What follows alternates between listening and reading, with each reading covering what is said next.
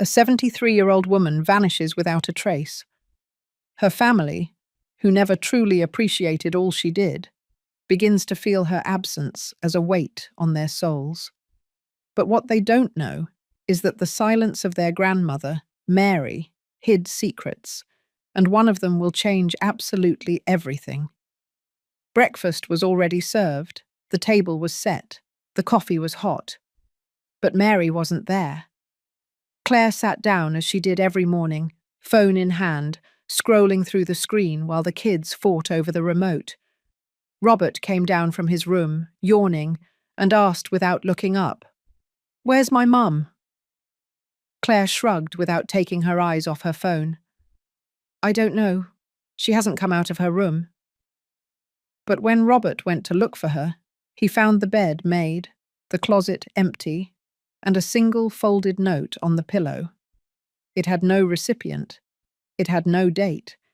It just said, "When a person stops being seen, they also stop existing here. Thank you for confirming that I no longer have a place." The entire house seemed to freeze. Robert felt a pressure in his chest. Claire turned pale. And the kids, who hadn't even noticed her absence until that moment, began to call her name. "Grandma! Granny!" But Mary was gone. And if you've made it this far, I ask you for something very simple. Give us a like, subscribe to the channel, hit the bell notification, because this is just getting started. And what's going to be revealed later on, you won't believe. And leave me a word in the comments. Invisible. Because that's what Mary was for years. And now her absence is going to scream so loudly that no one will be able to ignore her anymore. Mary Helen Harrison was 73 years old, and every day, from the moment the sun barely peeked over the Smoky Mountains, she was already on her feet. She traveled from Appalachia to New York City years ago, when Robert, her only son, called her desperate because he couldn't pay the rent, and his wife, Claire, had lost her job. Mary sold the small little cottage she had back in the mountains and moved in with them. "It'll only be for a few months, Mum, I swear," Robert had told her, his voice breaking. That was 4 years ago. Since then, Mary lived in a small room next to the laundry area, with no window, an old bed, a broken shelf, and a cross she herself hammered into the wall. But still, every day she did the laundry, ironed, cooked, and took care of her 2 grandchildren, Ethan and Sophia. She asked for nothing. She didn't go out. She didn't bother anyone. She only lived to serve. And in silence, she carried a sadness that no one seemed to notice.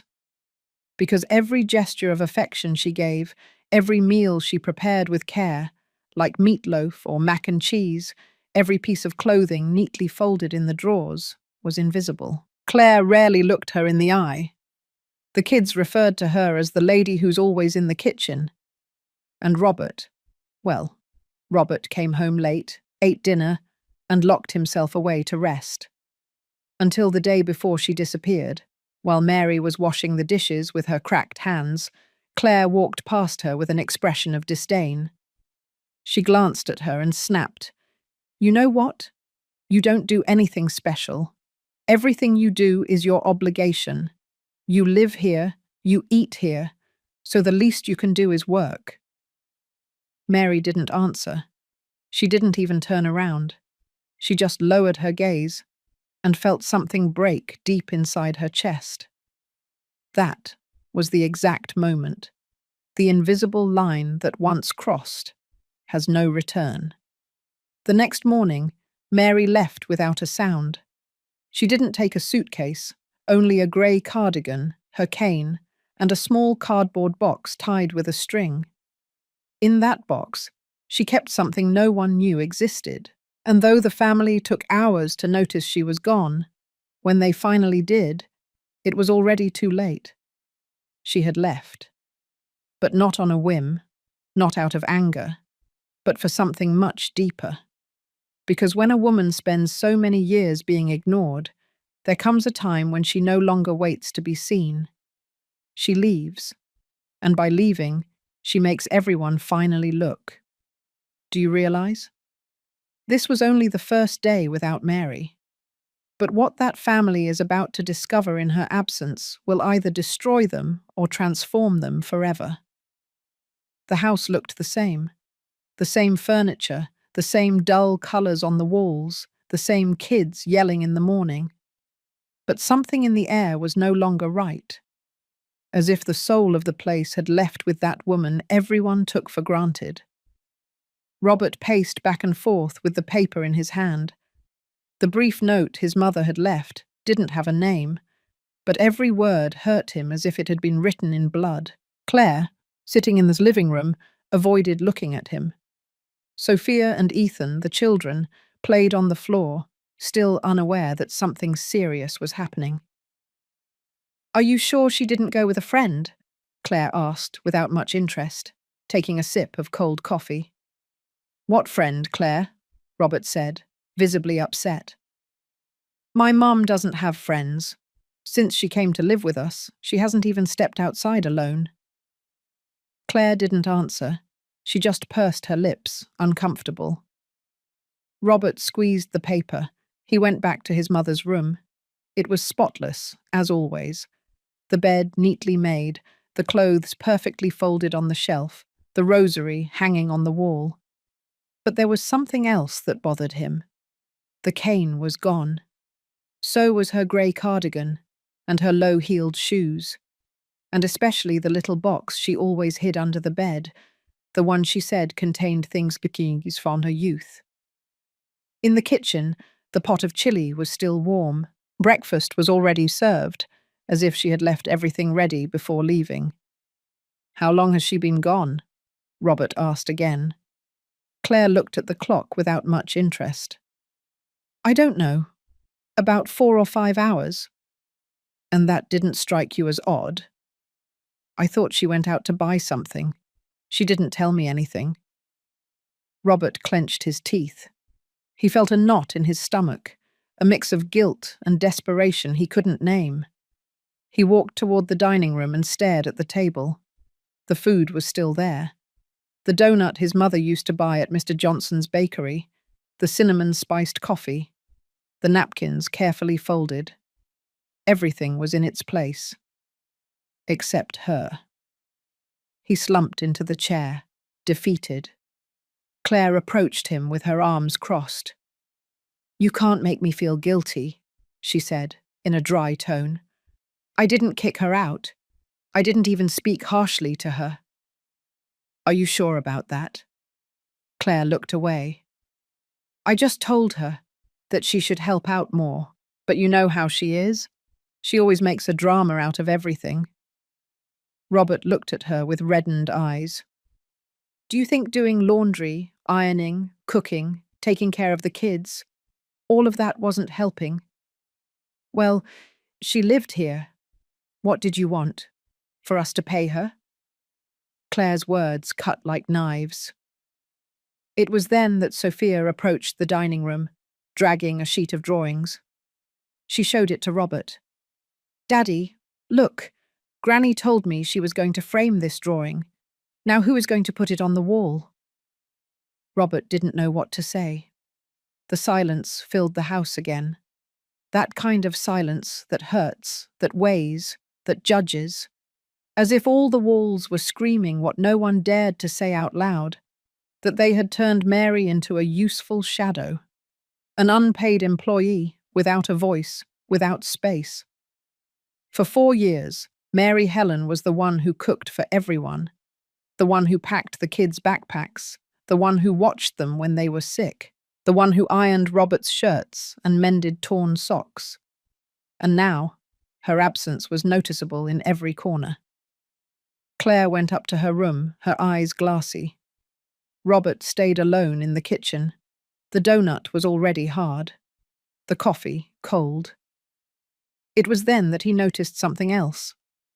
On the refrigerator, between some empty bottles, there was a handwritten recipe. He recognized his mother's handwriting. It was the recipe for the apple pie she used to make every year in November, back when they still lived in Appalachia. Seeing it, Robert felt a punch in the chest. because suddenly he understood that it wasn't just the food that was missing. It was the warmth, the tenderness, the quiet presence of a woman who had given everything without expecting anything. He got up, walked back to his mother's room, and slowly opened her closet. He checked every drawer. At the very back, hidden behind some old handkerchiefs, he found a yellow envelope, sealed with a red string. He took it carefully.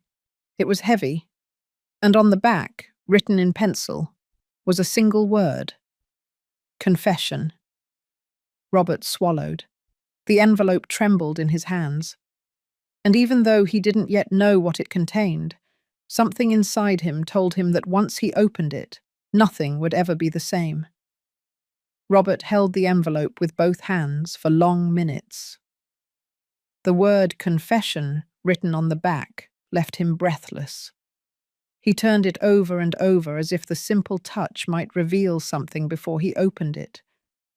He didn't.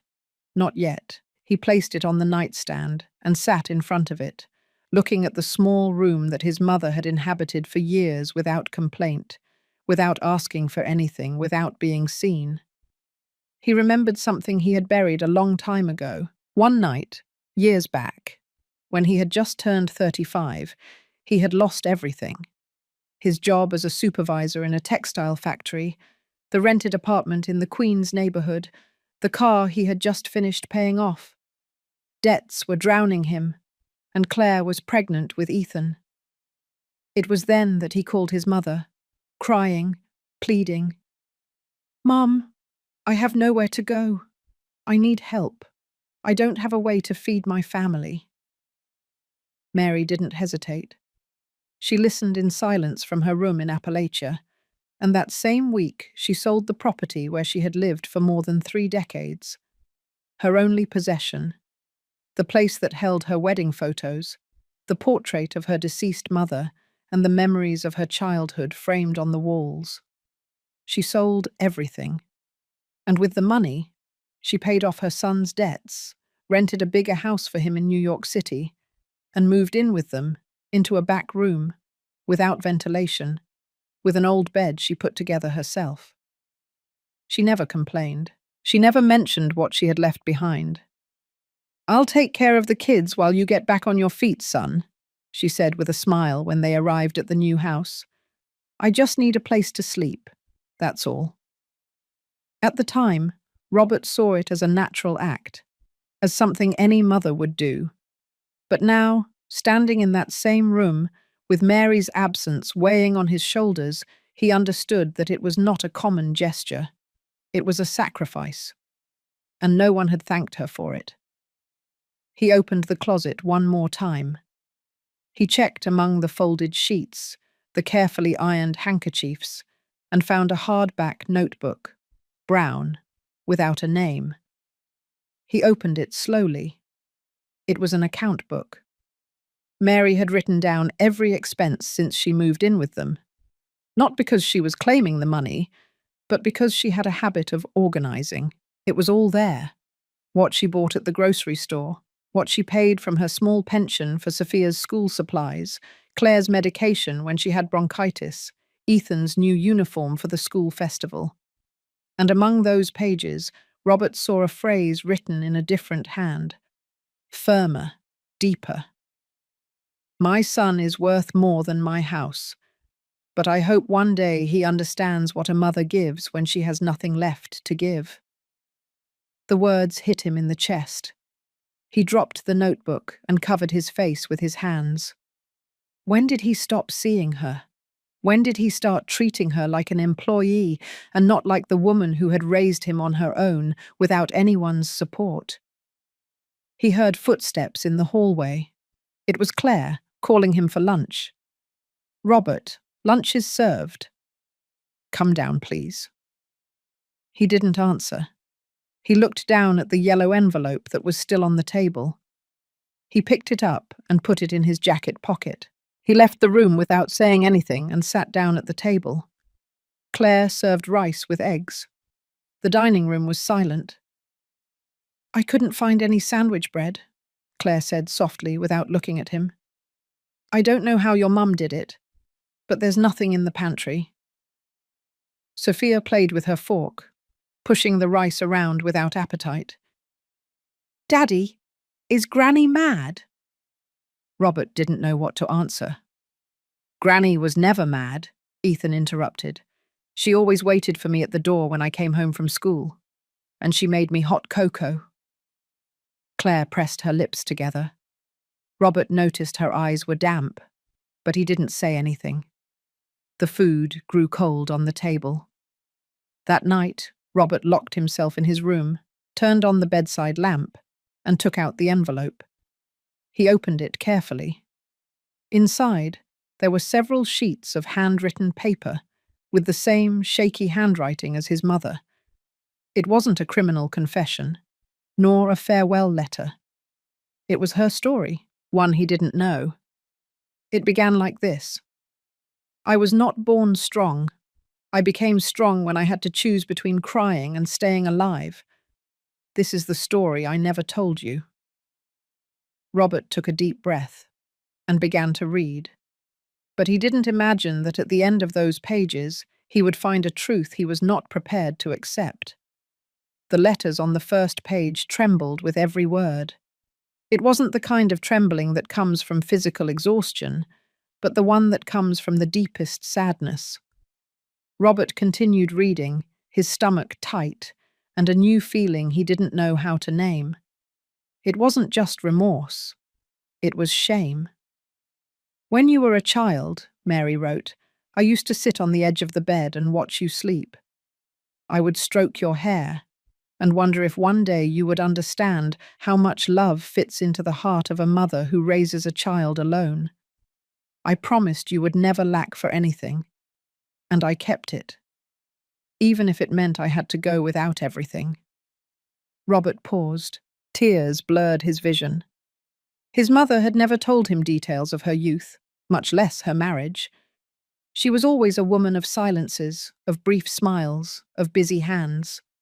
And now, on those yellowed sheets, she was finally telling her story.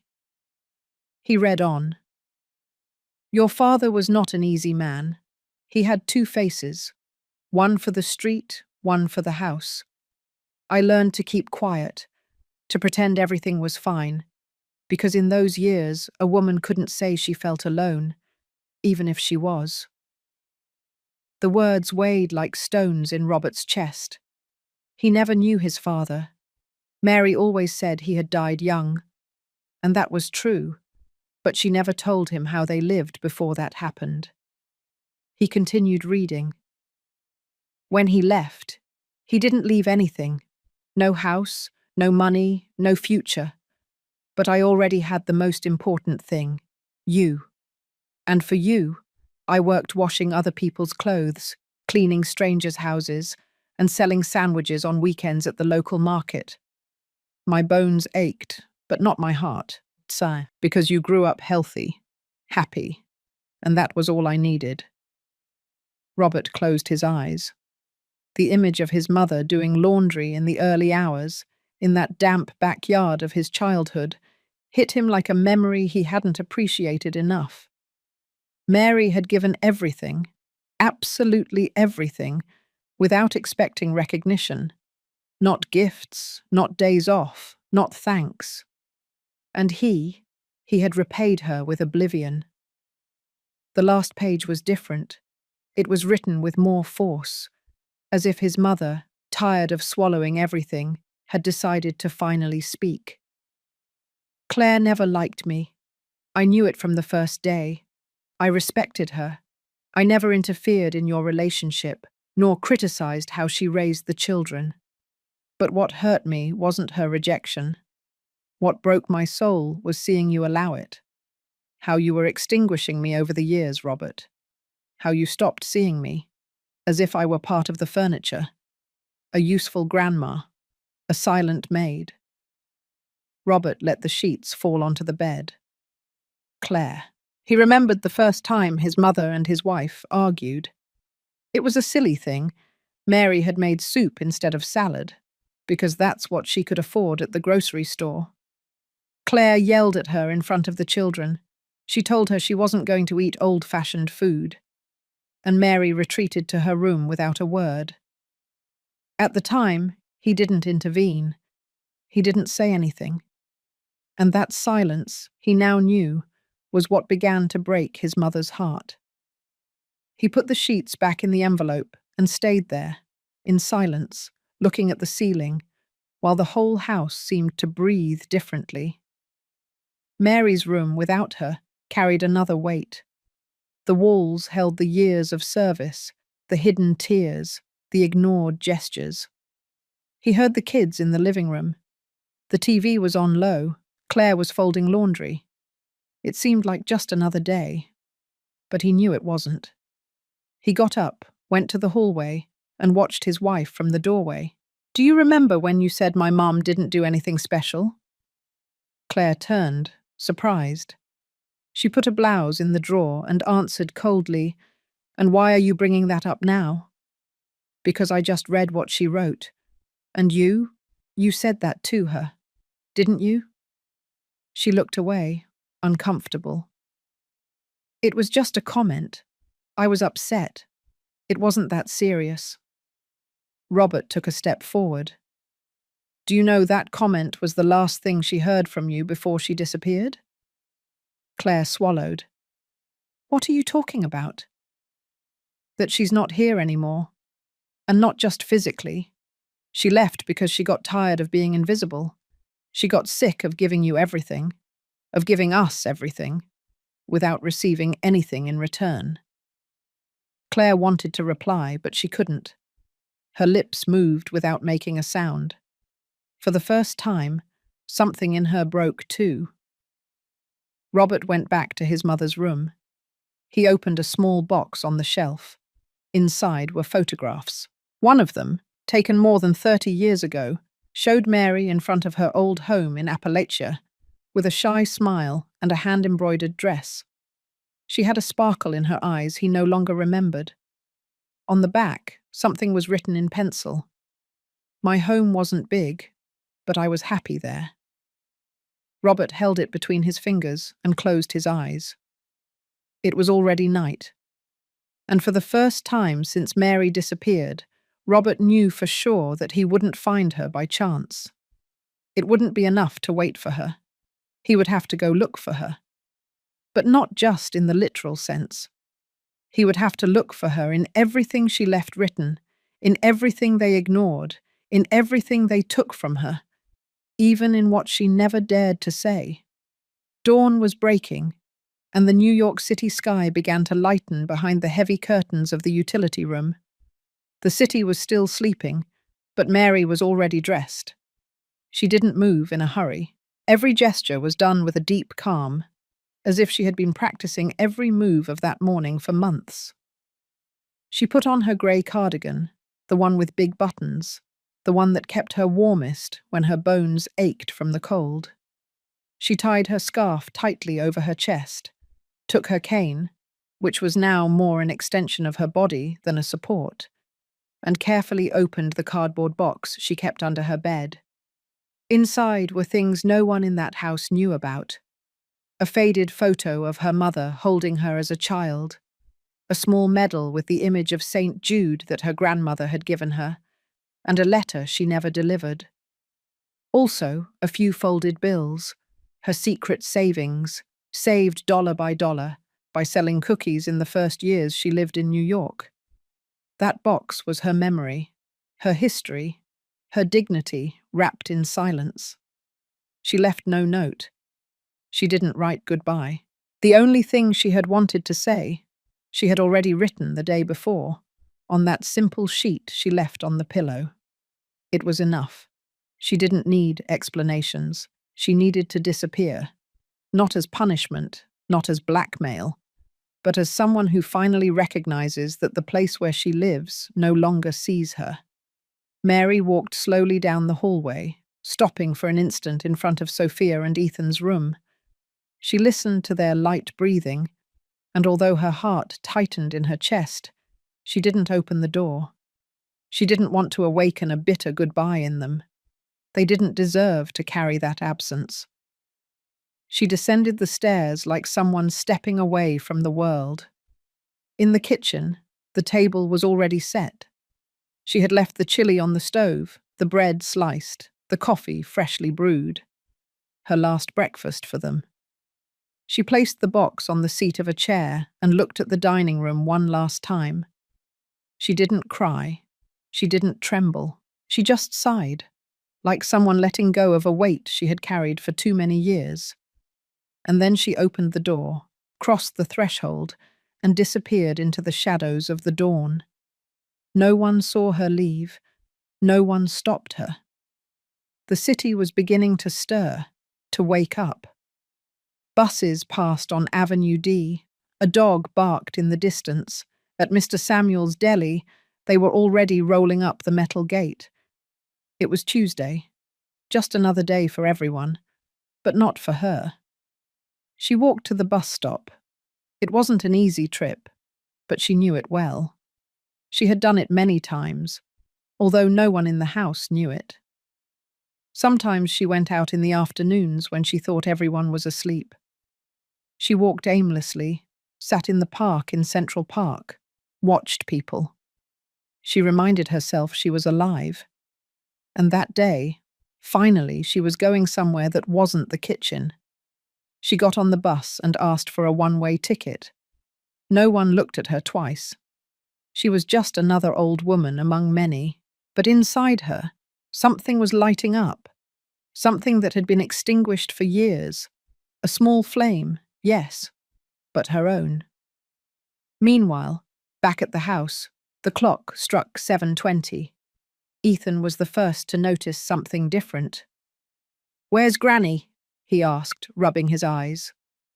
Sophia came into the kitchen and saw the table set. "Why didn't she wake us up? She always does." Claire came down from her room with a frown. "Hasn't she left her room?" Robert, in the living room, was already sitting with his hands clasped, looking at the open door of his mother's room. The bed made, the room empty. "She's not here," he said, without raising his voice. "What do you mean she's not here?" Claire asked, now with a worried tone. "She left." "What do you mean she left? Where to?" Robert didn't answer. He just got up and went into the room. His eyes scanned the corners, the empty closet, the box she always kept under the bed, was gone. The cane, too. Neither was her cardigan. And at that instant, he understood that it hadn't been a temporary outing. She hadn't gone to the store. She hadn't gone out for air. His mother had decided to leave, and they didn't know where to, or how, or with whom. Robert went out to the patio and looked toward the street, as if he could suddenly see her walking on the sidewalk. But there was only traffic, noise, and a city that kept spinning as if nothing had happened. "Daddy," Sophia said, taking his hand, "did Granny leave because she doesn't love us anymore?" Robert knelt down in front of his daughter and hugged her tightly. He didn't have answers. Not yet. He only knew that what his mother had endured, she couldn't endure any more. And while he tried to compose himself, in a corner of the house, inside the lowest drawer of the laundry sink, something remained forgotten. A small sealed envelope, addressed to Robert. One that Mary didn't dare to leave on her bed. One that could change everything her son thought he knew about her. But that, they didn't know yet. The first 24 hours without Mary passed like a quiet disruption. There were no shouts or immediate chaos. Not at first. Just an emptiness, difficult to name. As if someone had turned off the warmth of the home, but left the lights on. Claire made breakfast, scrambled eggs and burnt toast. The coffee came out watery, tasteless. Sophia, sitting at the table, asked, "Where is Granny? She always braids my hair before school." Claire remained silent while serving the plates with clumsy movements. Ethan barely touched his food. "Daddy, is Granny coming back?" Robert came down with a serious face, tired, He had spent most of the night rereading the letters, searching the drawers for something more that would help him understand his mother. He found nothing, only more questions. "I don't know, son," he replied, stroking his hair, "but we're going to do everything we can to make sure she does." No one in that house fully understood what was happening, but everyone, in silence, was starting to feel it. What at first seemed only the absence of one person soon became the total breakdown of the routine. Dirty clothes began to pile up. The kitchen was messy. Claire was irritated by everything. Robert locked himself in his room more than usual. Sophia cried at night. Ethan stopped doing his homework. Mary didn't just cook. She didn't just do laundry. Mary held the house together from the inside without anyone noticing.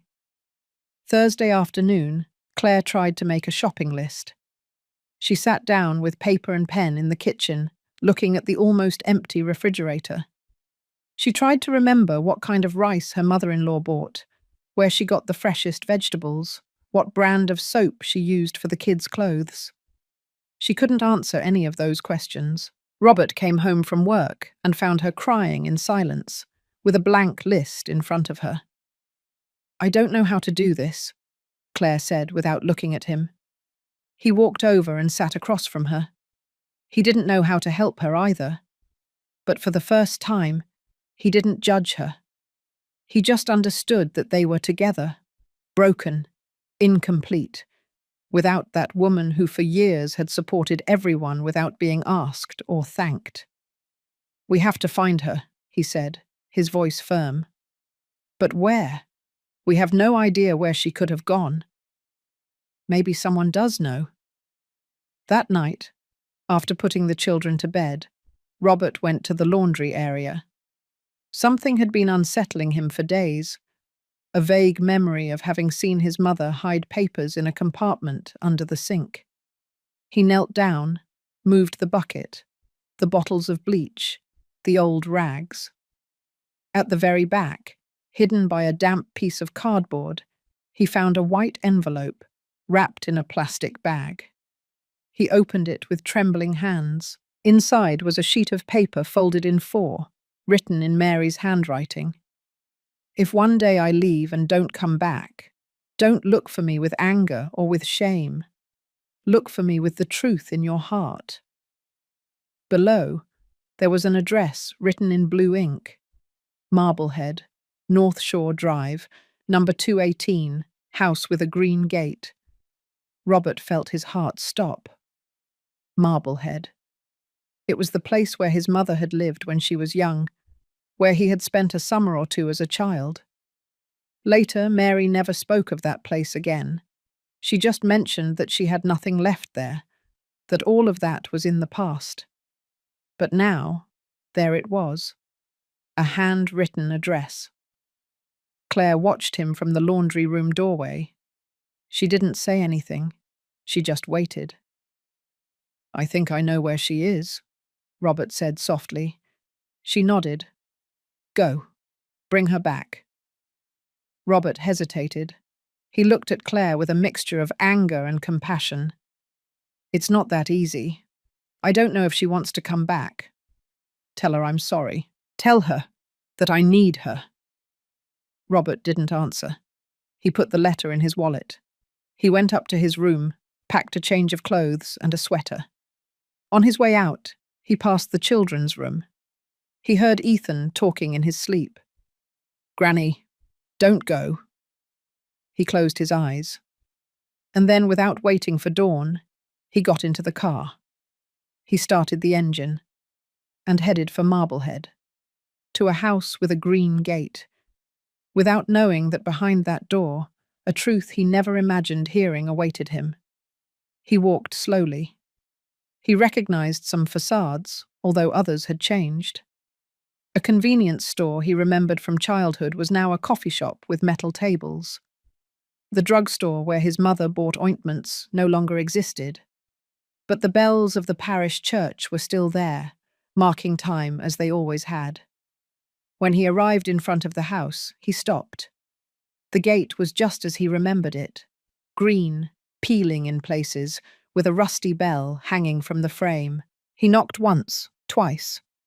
There was no answer. He knocked again, this time harder. A few seconds later, footsteps were heard behind the door. "Who is it?" asked an old but firm woman's voice. "I'm looking for Mrs. Mary Helen Harrison," Robert said, swallowing. There was a long silence. Then the door cracked open, and a small woman, with completely white hair braided back, looked at him suspiciously. "And who are you?" "I'm her son," he replied, his voice breaking. The woman looked at him for a few more seconds, as if she were evaluating him from the inside.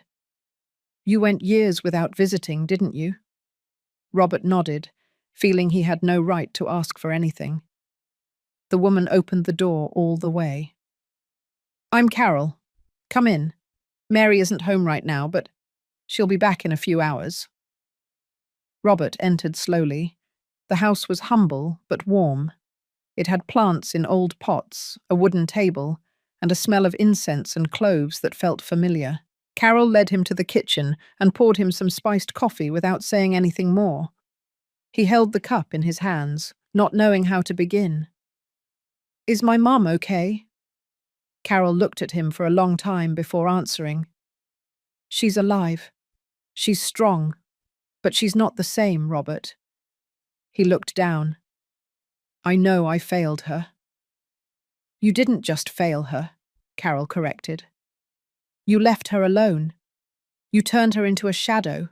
She arrived here as if she were dragging the world on her back.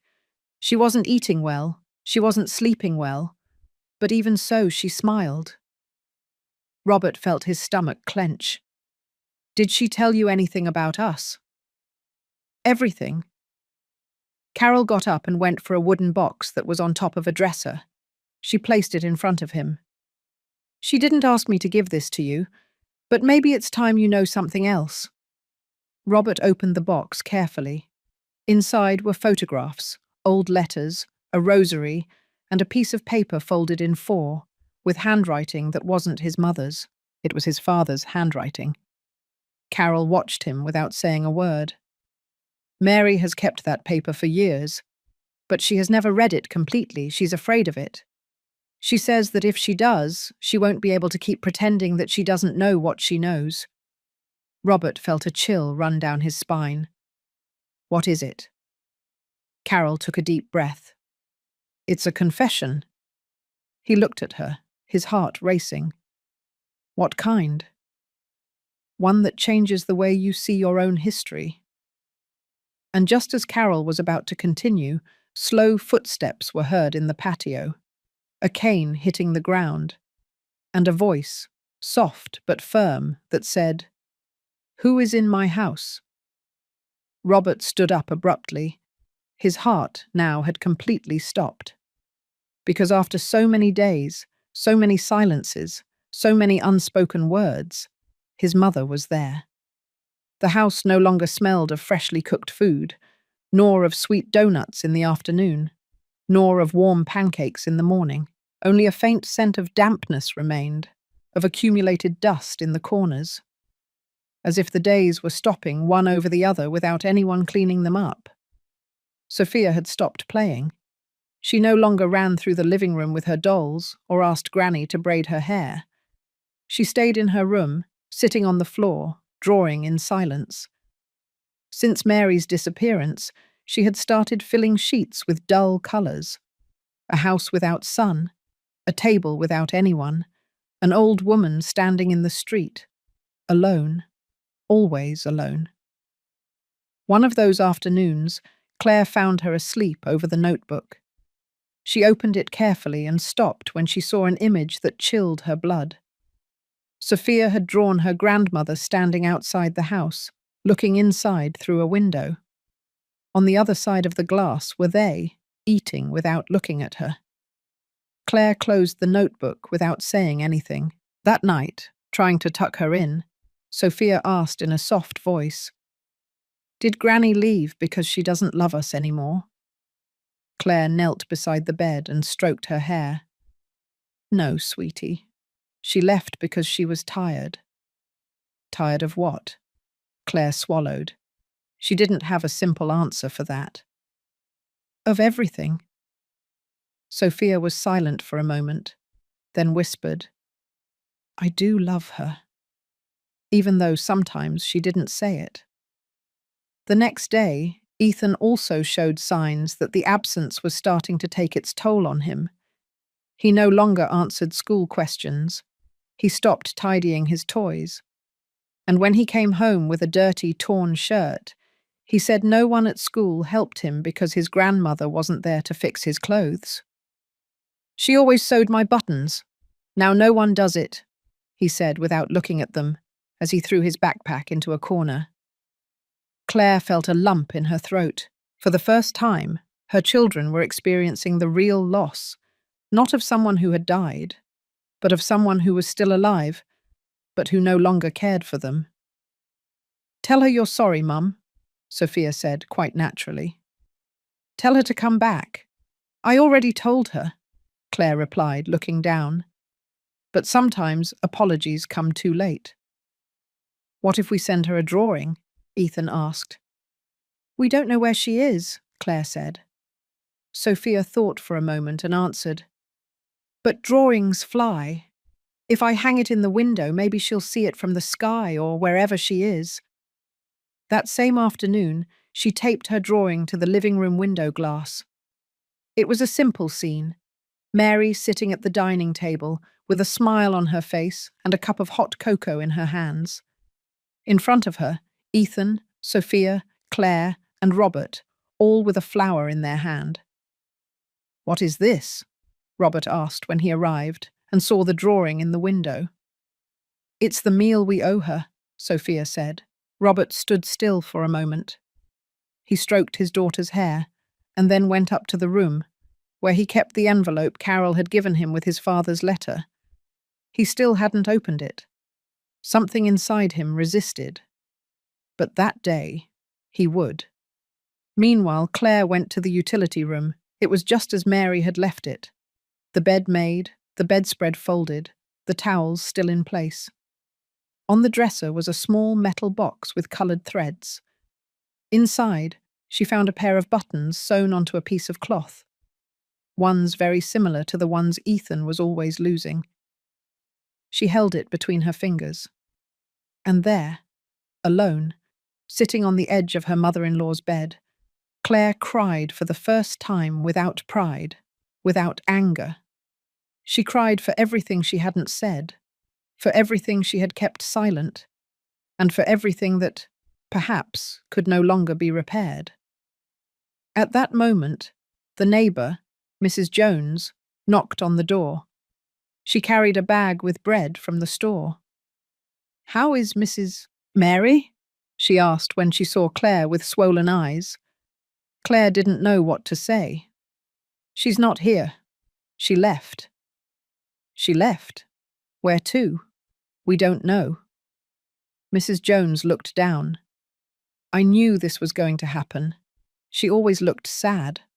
I heard her crying many times, but I didn't say anything. I thought it was just a phase. Sometimes I saw her talking to herself in the patio. She said she no longer fit in the house. Claire held onto the doorframe. She felt like the walls were closing in on her. Why didn't anyone tell me?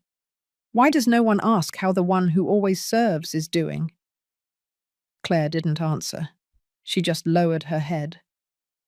That night, Sophia's drawing flew away with the wind and ended up on the sidewalk. A child picked it up, folded it, and threw it in the trash without looking. But what Sophia didn't know, what no one imagined, was that Granny had seen it. Although not with her eyes, but with something deeper. And just as night fell over the house, in Marblehead, Mary Helen had a premonition.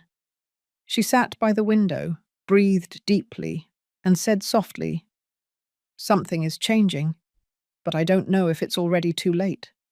The sun was beginning to warm the cobblestones of the street, but inside Mary's house in Marblehead, the atmosphere remained tense, as if the emotional temperature would not allow calm to enter. Mary had remained standing on the threshold, with the cane in her hand, observing the man in her kitchen with a mixture of confusion and suspicion. "What are you doing here?" Robert felt his throat close up. He had imagined this moment 1,000 times during the drive. He had rehearsed words, apologies, phrases of comfort, but at that instant, none came out.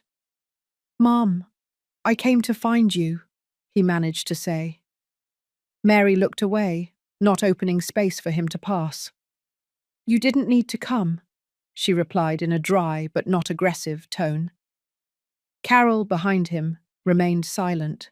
It wasn't her place to intervene, but she was there in case Mary faltered. However, the woman in front of Robert was anything but weak. Her eyes were red, yes, and her voice tired, but her posture, her dignity, her decision to stand without lowering her head spoke for themselves. "I want to talk to you, explain things, listen to you if you let me," Robert insisted. "Now you want to listen to me?" Mary countered, looking down at the cane. "After years of not listening to me inside your own house?" Robert closed his eyes. There was no possible defense. "The kids are fine," he said. "Sophia draws you every day. Ethan doesn't want anyone to touch your things. Claire is changing. I want to change." Mary took a deep breath. She turned around and walked slowly toward the living room. She didn't tell him to leave, but she didn't invite him to sit down either. Robert followed her, and when she sat in her wicker chair by the window, he sat in a chair across from her. The sunlight entered obliquely, illuminating the deep wrinkles on her face. They weren't just wrinkles of age, but of years of swallowed silences. "Do you know the first time I felt invisible?" Mary suddenly asked, without looking at him. Robert slowly shook his head. "It was when Sophia was barely 3 years old. She was sick, and you and Claire went to the doctor. I stayed with her. I took care of her, lowered her fever with cool rags, made her some chicken broth. When you returned, Claire told me there was no need for so much drama, that it was just a cold. You didn't say anything. You just walked past." Robert swallowed. "I didn't realize, Mum." "No, you never realized. Not that time, nor the 100 times after." At that moment, someone knocked on the door. Carol got up to open it. It was a thin woman in a floral dress with her hair pulled back in a tight braid. She carried a bag with bread and a notebook in her arms. "Good morning. I'm sorry to bother you. Is Mrs. Mary here?" "Come in, Irene," Mary said from the living room. "Robert, this is Mrs. Irene. She lives around the corner." The woman entered with a nervous step, but when she saw Robert, she stopped. "You're her son?" "Yes, I'm Robert." Mrs. Irene looked at him for a moment, then turned to Mary. "I don't know if I should have come, but last night, I was thinking about everything you told me these past few days, and I couldn't keep quiet. I felt like I was part of the silence that made her leave." Mary looked at her sweetly. "You are not to blame for what I allowed, but you were a witness. And when you witness another woman's pain and do nothing, you become an accomplice." Robert frowned. "What are you talking about?" Irene sat down and opened the notebook. Inside were notes written by her. They were things Mary had told her little by little over the last few weeks, words Mary had never dared to say out loud in her house, but which, with Irene, in the tranquility of the patio, she had let go of like someone emptying a very heavy sack. "Your mother came to my house at 6 o'clock in the morning every Sunday. She helped me make biscuits, sometimes without having breakfast. She left before you woke up, so you wouldn't notice her absence. When I asked her why she did it, she told me, 'Because here, even if it's only for 2 hours, I feel useful. but in a different way, not as a servant, but as a person. Robert looked down. His chest burned.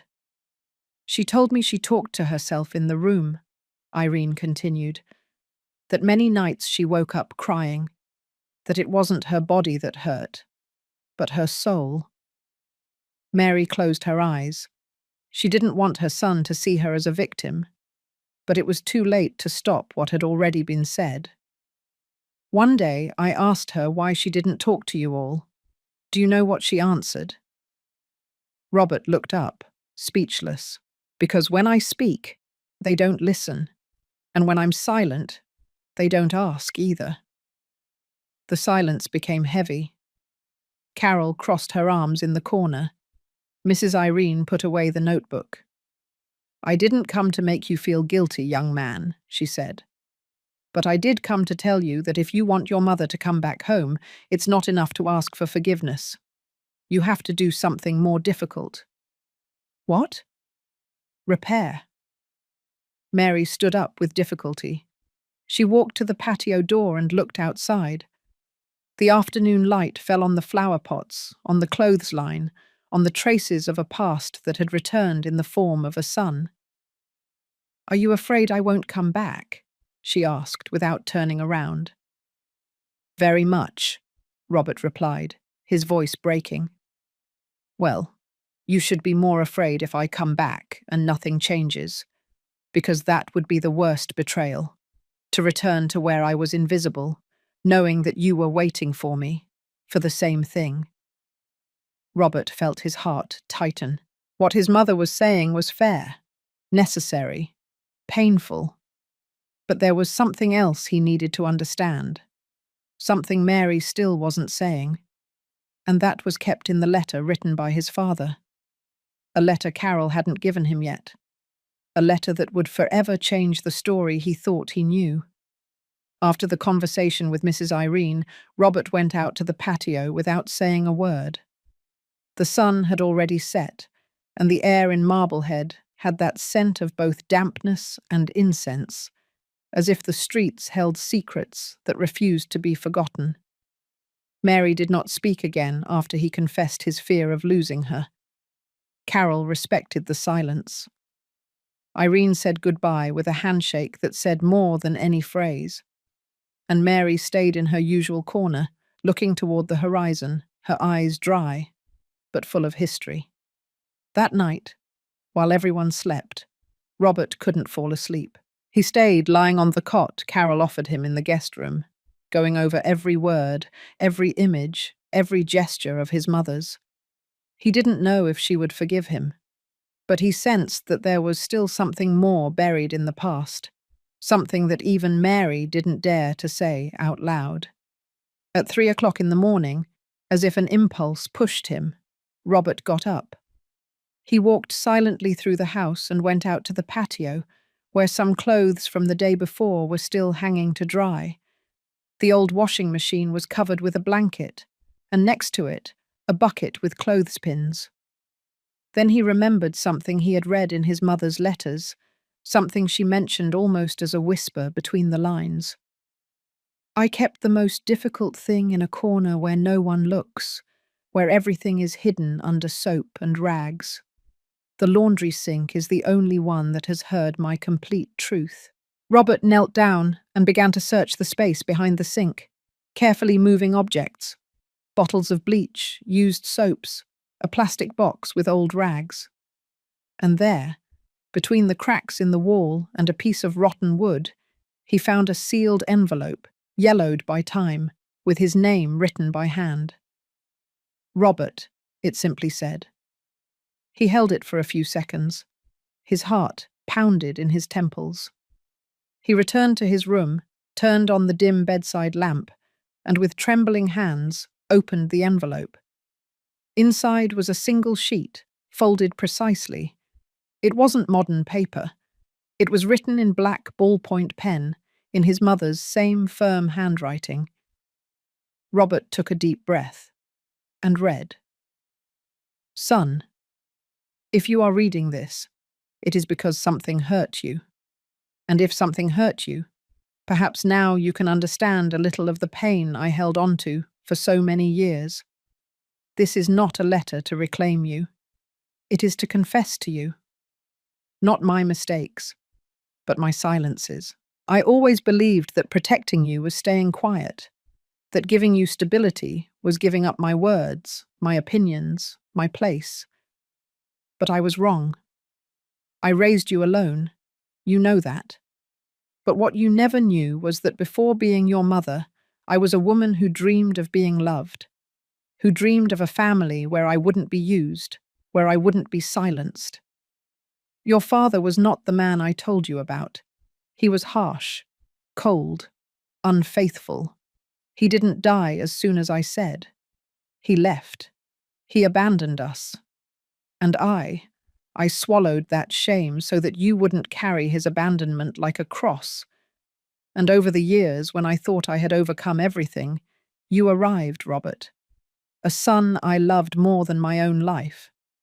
But you also were, unintentionally, the one who taught me that the cruelest oblivion is not that of a stranger, but that of the one you love the most.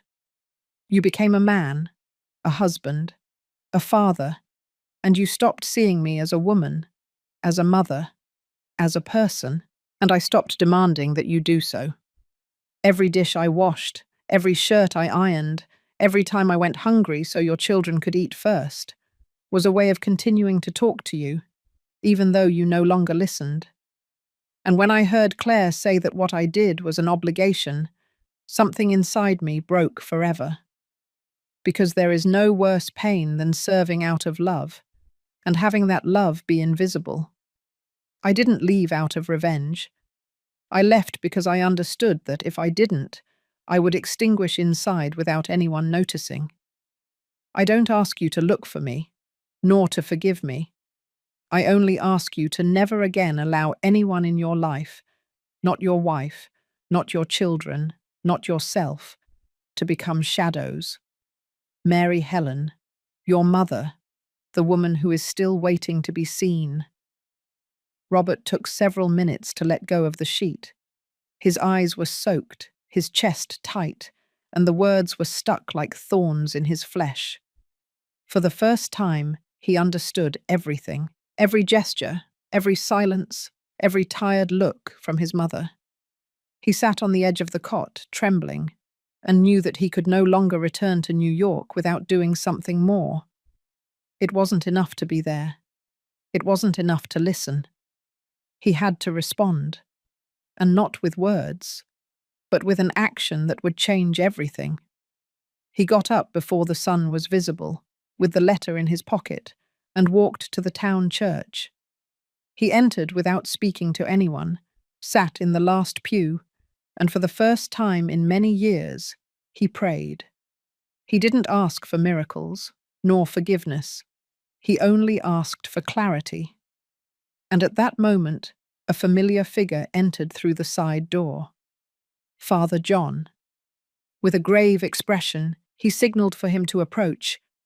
He held a sealed envelope with old wax in his hands.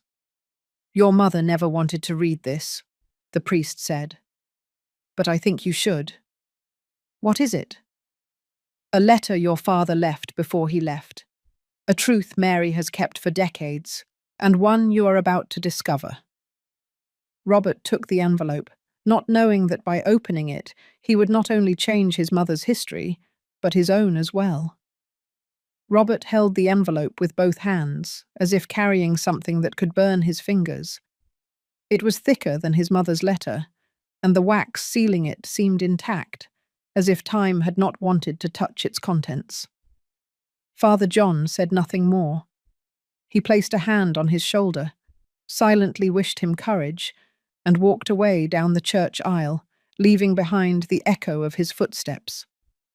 Robert went outside, his heart pounding in his chest.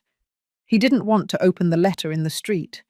He felt he couldn't do it halfway, like someone glancing at a paper without understanding what it means. He had to read it in a place that made sense. And he knew clearly, he had to return to where it all began. He walked for almost half an hour, the letter tucked into the inside pocket of his jacket. The cobblestone streets of Marblehead awakened memories he hadn't known he kept until that moment. The tall trees, the colourful walls of the houses, the altars with candles on the corners, all spoke to him of his childhood, of that brief time he shared with his mother in that town before she sold everything and moved with him to New York. He arrived in front of the old house where they lived together for a couple of years. It was no longer theirs. It now had a different colour, a different fence, and a "For Rent" sign was visible at the entrance. But the apple tree on the sidewalk was still there. He sat down on the curb, right in front of the trunk, just as he did as a child, while his mother hung clothes in the patio. He took out the letter and carefully broke the seal. The first lines were written in a handwriting he didn't recognize. It wasn't Mary's, nor his own. It was the handwriting of a man he thought he had forgotten. He began to read. "Mary, if you ever decide to open this, I know years will have passed. And if you are reading this, Robert, then my truth comes to you late, but better that than never. I was never brave. When I had to face my mistakes, I left. Not because I was a coward, but because I was selfish. I thought disappearing was better than staying to watch everything I broke. But today I want to write what I never had the face to say out loud." Robert swallowed. He continued reading, his fingers tense on the paper. "You grew up believing that I was your father, that Mary and I were a couple like any other, and that our story was just one among many. But we weren't, because you were not born of me. Your mother found you. She found you, Robert. You were only a few days old.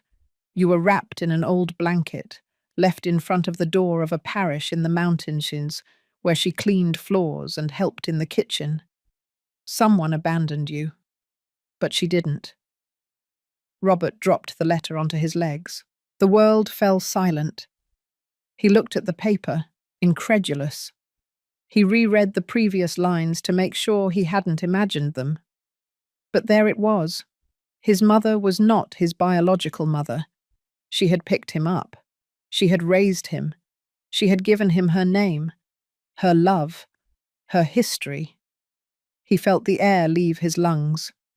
He leaned his back against the trunk of the tree and closed his eyes. The past was crumbling. Everything he thought he knew about himself was now cracking like an old wall. He gathered his strength. He continued reading. "I didn't accept it at first. It was hard for me to see you as mine. I was young, clumsy, frustrated, and it hurt Mary. But she never treated you differently. She defended you fiercely, cared for you tenderly. And with time, I loved you too. But that love turned into fear, because I was afraid that one day you would discover you weren't mine, and that you would hate us both. When you moved to New York with your mother, and she sold this house for you, I knew that everything she did was love, true love, the kind that is not shouted, the kind that is demonstrated. That's why, if you ever get to read this, I just want you to know one thing. You were not born from her womb, Robert, but you were born from her heart, and that is worth more than any blood tie. Forgive her if she ever made a mistake, but above all, look at her as what she is, the only person who never abandoned you." Robert couldn't breathe. The words tore him apart inside. He wanted to shout, to cry, to run, but his legs were stiff, rooted to the ground like roots. He felt that the child he had been, the man he was, and the son he never knew how to be, were confronting each other at that instant, all at once. Suddenly a shadow approached from the sidewalk. A small figure, walking slowly with a cane in her hand and a scarf wrapped around her neck. Mary. Robert looked up and saw her, as if destiny had decided to give him the exact opportunity. She looked at him, without surprise, as if she had known she would find him there. "What are you doing in this place?" she asked, her voice calm. Robert didn't answer. He just held out the letter to her with trembling hands. She took it. She looked at it for a moment, without opening it. "Did you read it?" "Yes." "And how did you feel?" Robert wiped his face. "Shame, guilt, and also love. A lot of love for you." Mary sat down next to him, on the same curb where, years ago, they sat together peeling apples. "I didn't want you to find out this way," she said, looking at the ground. "I didn't know I needed to know it either. But now, everything makes sense." They remained silent for a long time, without hurry, without anger, just the weight of the past between them, until Mary broke the silence. "I picked you up because I couldn't leave you there. It was night. It was cold. You were crying as if the world was ending. And I don't know. I felt you were mine, that you always had been." Robert leaned toward her, not with words, not with speeches. He just took her hand, and for the first time since he was a child, he held it tightly. But the moment didn't last long, because from the end of the street, a figure began to advance with a firm step. It was Claire, and she was carrying something in her hand, an envelope, and a decision that could change everything. Claire walked down the cobblestone street of Marblehead with a firm step, but a tight chest. She didn't know if she was more afraid of not finding Mary, or of finding her. The envelope in her hand trembled as much as her knees, and every time her eyes fixed on a house number, her heart beat faster. She had thought about it all night. She had written and rewritten that letter more than 10 times. But what she carried wasn't just paper. It was what she hadn't known how to say, what she had kept silent out of arrogance, pride, or ignorance. And there, right in front of her, they were, the stone curb, the apple tree, and the two of them sitting in silence. Mary and Robert, her husband and her mother-in-law. Mother and son, one crying in silence, the other with a calm but tense face, as if she knew that peace had an expiration date. Mary was the first to see her. She didn't get up. She didn't say her name. She just watched her with narrowed eyes, gauging her step, her attitude, her intention. Robert saw her too. He stood up, his eyes still red. "She came alone," he said, as if that were important. Mary didn't respond. Claire stopped less than 3 feet away. She held the envelope with both hands. "I came because I don't know if there's any other way to do this, but if I keep quiet again, I will regret it." Robert took a step back, leaving them face to face. "I'm not here to ask you to come back," Claire said. "I'm here to tell you that I understand if you no longer want to." The phrase, said in a trembling but clear voice, took all 3 of them by surprise. "I didn't know how to see what you were doing for me, for my children, for our home, and when I saw you, I only saw you as a nuisance, because that's what I was taught to think about mothers-in-law, as if your presence was a threat, when in reality you were the only true pillar that house had." Mary looked at her without blinking. Claire lowered her gaze. "I have no way to repair the years I ignored you, nor the words I let slip without thinking, but I do have something I never gave you: gratitude and respect." She held out the envelope. "I wrote it by hand. It's not pretty, but it's sincere." Mary took the envelope, looked at it, and put it in her cardigan pocket. "And the children?" she asked in a low voice. "Sophia sits at the window every day waiting for you. Ethan keeps your towels so we don't wash them, because he says they still smell like you." For the first time, Mary's voice broke. I don't want to go back to a house where I'm served with guilt. If I return, I want to do it with dignity. I don't want you to serve, Claire said. I want you to be there, with us, not for us. At that moment, Carol came out the door, hands on her hips, as always when something made her uncomfortable. Have you said everything you needed to say? Or do you want to keep freezing out here? Claire smiled weakly. I said what I came to say. Then come in. The coffee is hot, and if no one drinks it, it turns bitter. Mary stood up with the help of her cane. She didn't look at Claire with tenderness, nor with anger, just with a serenity she had cultivated in silence for a long time. The three of them entered the house, with Robert closing the door behind them. Carol's dining room was small, but full of life. Plants on the windowsill, a round wooden table, and hand-stitched floral curtains. On the table, an earthenware pitcher and 3 steaming cups. Claire sat down and wasn't sure whether to take the cup. Mary took hers first and took a sip. Do you remember the first time you asked me not to speak in front of the children? She asked suddenly. Claire nodded with shame. I did it because I felt you were taking away my authority. And now? Now I know that I was taking away the most valuable example they had in the house. Mary said nothing. She just closed her eyes for a few seconds. I thought you were weak, Claire added, almost in a whisper. But you were strong. They just taught you not to shout your strength. The silence was long, until Carol, fed up with so much restraint, stood up suddenly.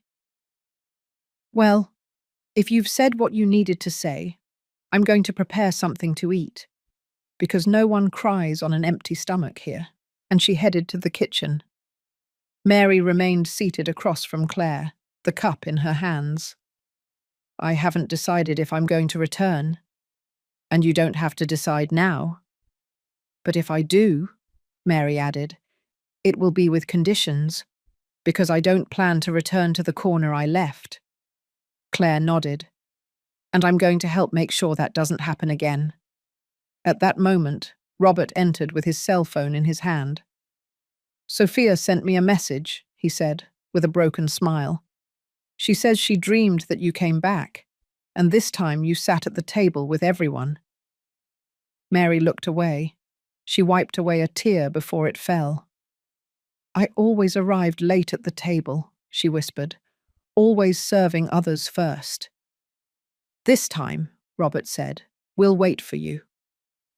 But before deciding if she would return, Mary needed something more, because she still hadn't confronted the last person in her story, nor read the letter Carol had hidden from her for years. A letter that didn't come from her son, nor her husband, but from someone else. Someone who had been present in her life, without her knowing it. The night had fallen with a soft breeze in Marblehead. The lights of the street lamps flickered timidly on the cobblestone corners, and an unmistakable aroma wafted from Carol's house. Cinnamon and clove tea, the same one Mary prepared whenever she needed to calm her soul. The three of them were sitting in the kitchen, Mary, Carol, and Claire. The conversation had quieted for a few minutes, as if the air needed to rest from so much emotional weight. Robert had gone out to walk the town streets, trying to process the truth he had discovered hours earlier. He was not Mary's biological son. But that, far from distancing him from her, had brought him even closer.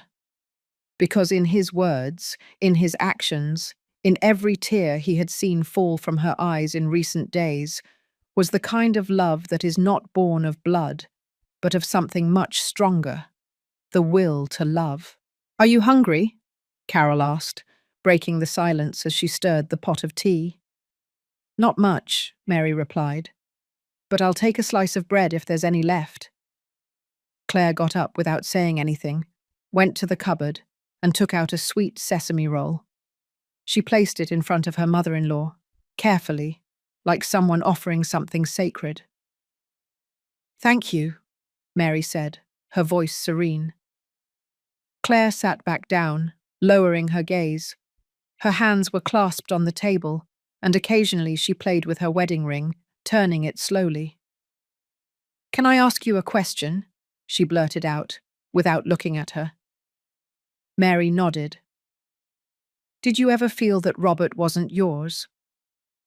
Carol slowly turned her face toward them, but didn't say anything. She just took a sip from her cup. "Yes," Mary replied without hesitation.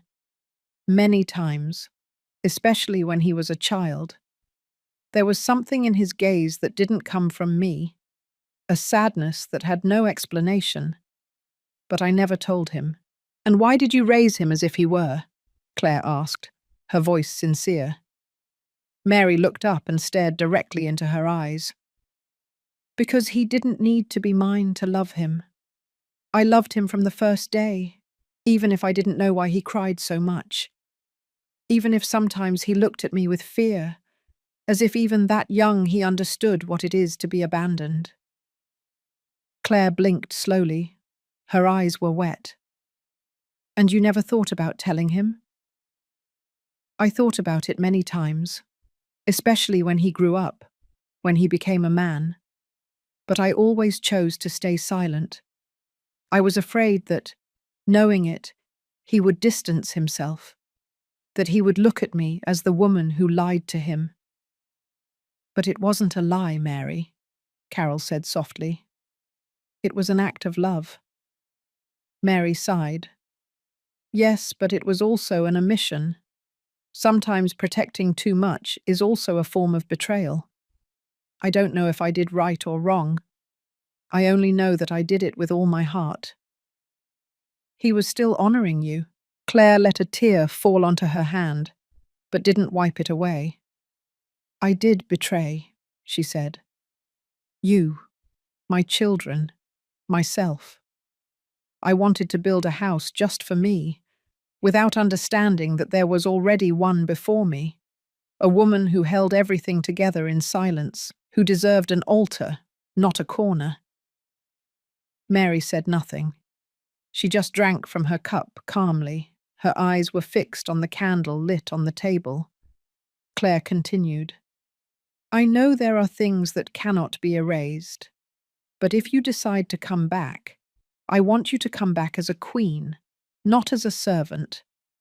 I want your grandchildren to see you eat before you serve, to hear you before you speak softly, to learn from you what I couldn't teach them." Mary closed her eyes for an instant. Carol, from the back, smiled slightly. "Do you remember when you helped me with my first birth, Mary?" Carol asked. "Of course. You were screaming as if your soul were being torn out," she said with a slight chuckle. "And you told me, 'Relax. What hurts is what's worthwhile.' I won't forget it. And now look at us. Here we are, giving birth again, but not to children, but to truths." The three of them laughed. A little. Just enough. As if to release the tension remaining in the air. "I have something for you," Carol suddenly said, standing up. She went to her room and returned with a wooden box in her hands. She placed it in front of Mary. "This was left by someone who came looking for you a few years ago. They didn't dare to see you, but they asked me to give it to you if you ever came back." Mary frowned. "Who?" "They didn't say their name. They only left this, and a phrase. 'Tell her I haven't forgotten what she did.'" Mary swallowed. She opened the box carefully. Inside was an embroidered handkerchief with the initials JMU, an old photograph with the face of a pregnant young woman, and a handwritten note that said, "You know why." Mary turned pale. The teacup trembled in her fingers. "Are you okay?" Claire asked, alarmed. But Mary didn't answer. Because at that moment, she remembered something that had been buried for decades. A rainy night, a favor done in secret, a decision that changed two lives without anyone knowing. And she understood that "you know why" was not just a warning. It was a debt that was about to return. As soon as Mary saw the embroidered handkerchief with the initials JMU, she knew that something inside her would not emerge unscathed that night. Her face changed. She was no longer the grandmother who cried in silence in the laundry room, nor the woman who served chili for years without sitting at the table. Nor was she the mother who had been humiliated by a blind daughter-in-law or ignored by a busy son. In that moment, she was the Mary of the past, the one who carried guilt that no one else knew. Claire and Carol remained silent, watching her with concern. Mary took the photo in her hands. It was an image from decades ago, in black and white, of a young pregnant woman sitting in front of a church. She didn't recognize the face, but the gesture, the gaze, the aura felt painfully familiar. "What does this mean?" Carol asked softly. Mary didn't answer. She stood up slowly, her cane trembling between her fingers. She walked toward the patio door and stood there, looking at the dark, star-filled sky. Claire approached cautiously. "Who is it, Mary?"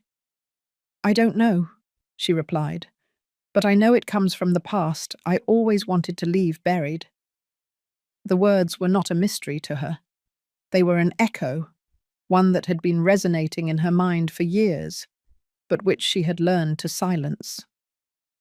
"A long time ago, when I was barely 20 years old, I worked cleaning a parish in the downtown area," she began, her voice low but firm.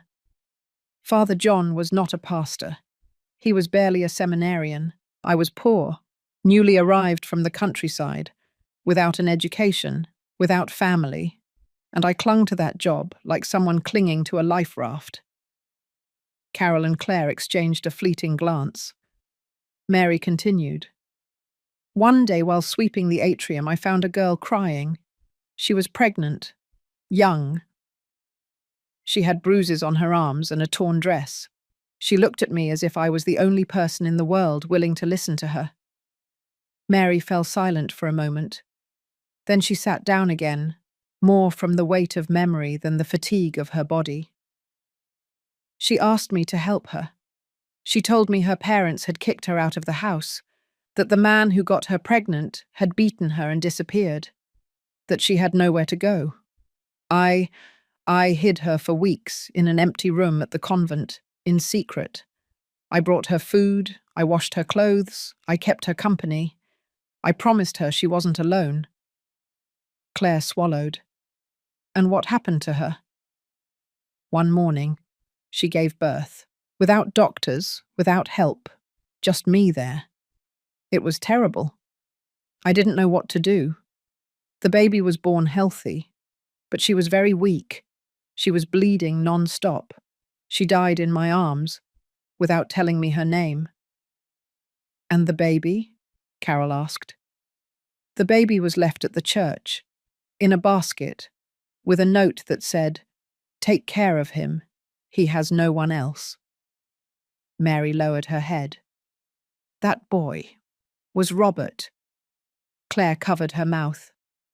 Carol let out a sigh that seemed to have been waiting for years to escape. You knew from the start he wasn't yours." "Yes, but the world doesn't have space for poor women raising other people's children. So I lied. I said he was mine. I left the convent. I looked for jobs where no one asked too many questions. I invented a story, and I carried it as if it were real." "And Father John?" Claire asked. "He knew. He helped me. He protected me. And he swore to keep silent. He gave me a letter from the parish archives, written by the young woman weeks before she died. I never dared to read it. I hid it. And now everything comes back."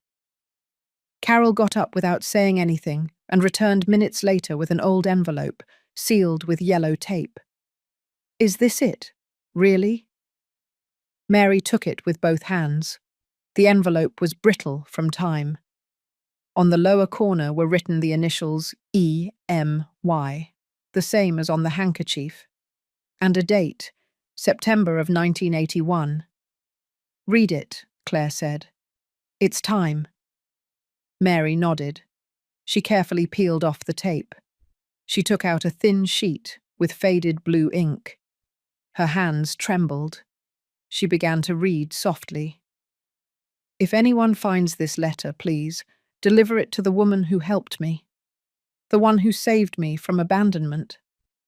I don't know her name, but she gave me warmth when I needed it most. My name is Mariana Vance. If something happens to me, I want my son not to be given to Child Protective Services. I want him to grow up with someone who knows what it is to survive in this world. If this letter reaches your hands, Mom, I beg you, raise him. Love him. Don't tell him I abandoned him. Tell him I gave him up so he could have a future." Mary dropped the letter onto the table. "Mariana Vance," she murmured.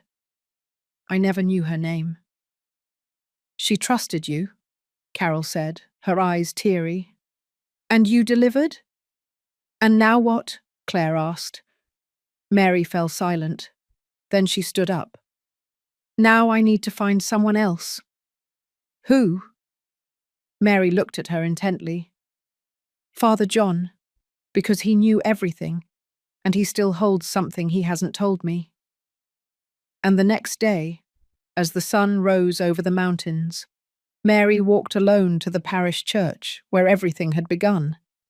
What she didn't imagine was that upon arriving there, she would find an even older truth, one that had been buried by the priest himself to protect someone else.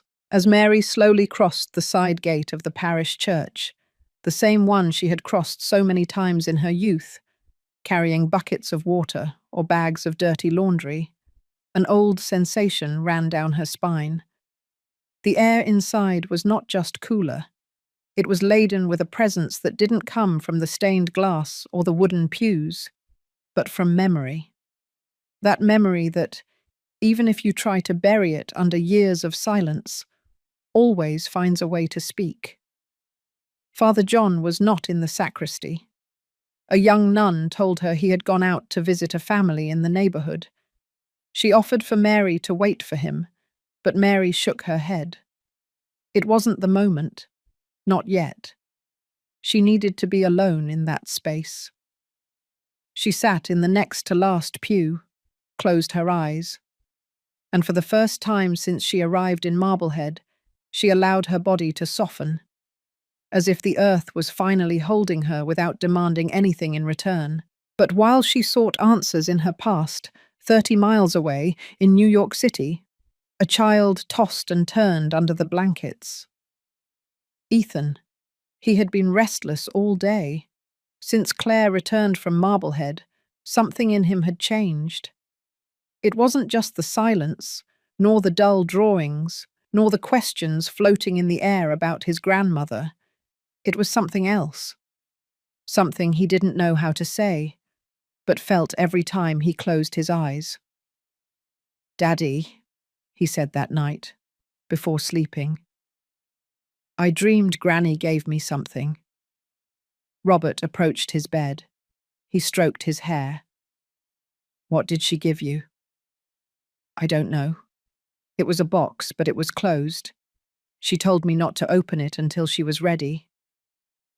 "Did she say anything else?" "She just hugged me and told me I was different." Robert felt a lump in his throat. "Different how?" Ethan thought for a few seconds. "That I have something of hers, even though I don't have her blood." Robert was speechless. The boy didn't know anything, not about the letter, not about the secret, not about everything that had erupted in those days. But somehow he sensed it. "Are we going to see her soon?" he asked in a low voice. "Yes," Robert replied, trying to sound firm. "Very soon." "And is she coming back?" Robert kissed his forehead. "That depends on all of us."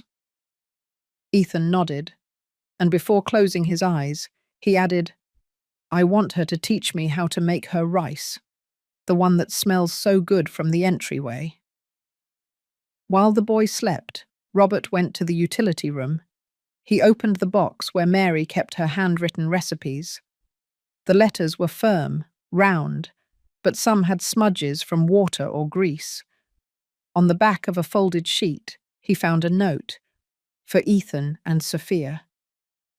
If you ever miss me, make this rice. If it turns out bad, it doesn't matter. The important thing is that you make it together. He smiled through tears. Mary was still taking care of them, in her own way. The next morning, in Marblehead, Mary returned to the parish church. This time, Father John was there. Sitting on a pew next to the altar, his face older than she remembered, but with the same serene gaze. I knew you would come back, he said, without surprise. Do you have something else? She asked directly. I saw it in your eyes when you gave me the young man's letter. The priest looked down. He took a breath. Yes, tell me. I hid it, because I thought you couldn't bear it.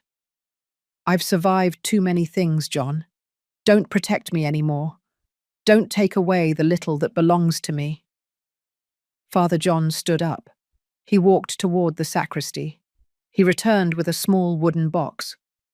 This is not only yours, Mary. It is also his. She didn't understand. Whose? John handed her the box. Robert's. Mary opened the lid. Inside was a second letter, not written by the father, nor by the husband, nor by Mariana Vance. It was a letter in a child's handwriting, signed with two names she didn't expect to find. For my mum, and for the woman who saved my mum. A letter written by Mariana Vance's sister. And inside it, a revelation Mary never imagined. One that would cast doubt not only on her past, but also on the origin of everything she had built. In New York, the house was still standing, but it was no longer a home. Despite Robert's recent visit to Marblehead and Sophia's promise to make rice every time she missed her grandmother, the atmosphere was heavy, as if the walls held lamentations, as if the everyday objects, the glasses, the towels, the blender, knew that the woman who brought order to the chaos was gone, and they didn't know when she would return. Claire paced back and forth, holding the same to-do list for 3 days. The washing machine was broken. Ethan had a dentist appointment. Sophia had a festival at school and needed a clean uniform. Robert's shirts were piled up, unironed, and no one, absolutely no one, knew what to cook. It wasn't the number of chores that exhausted her. It was the constant presence of the absence. She opened the refrigerator and closed it without taking anything.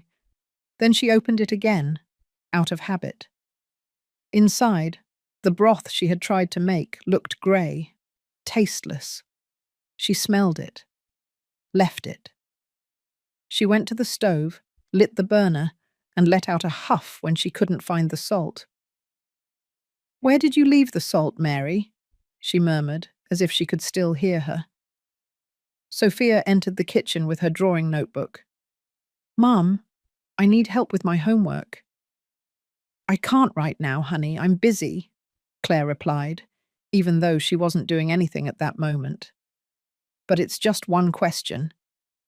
I told you I can't, she repeated more firmly. Sophia fell silent. Her eyes welled up.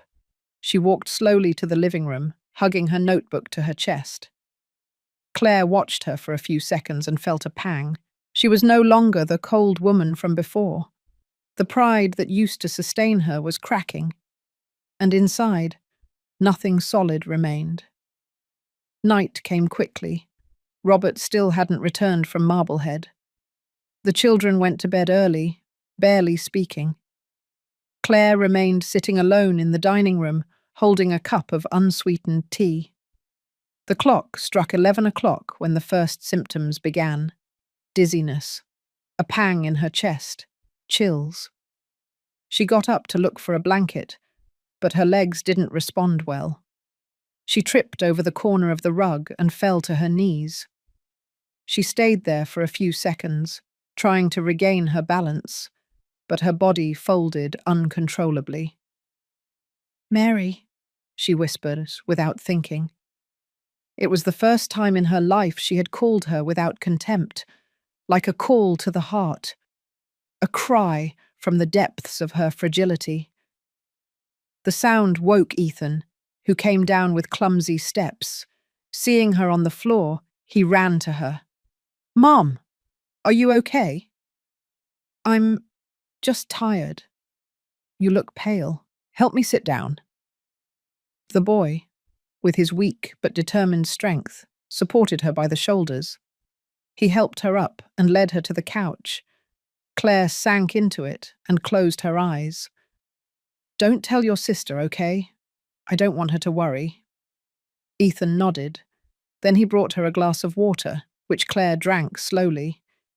"Do you think Granny will forgive me someday?" she asked suddenly. "I think so, because you changed." "You think I changed?" "Yes. You don't yell as much as you used to, and you cook even if it tastes bad." Claire let out a weak but sincere laugh. "What if she doesn't come back?" Ethan looked down. "Even if she doesn't come back, you're already different. And so am I."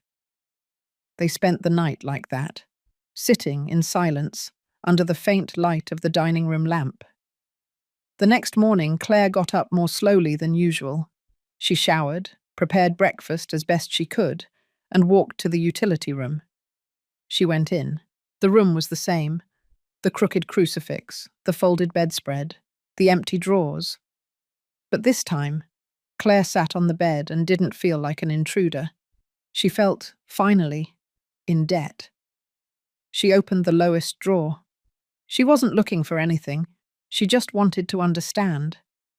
And there, at the bottom, she found a small glass jar with a metal lid. Inside, scraps of fabric with embroidered names.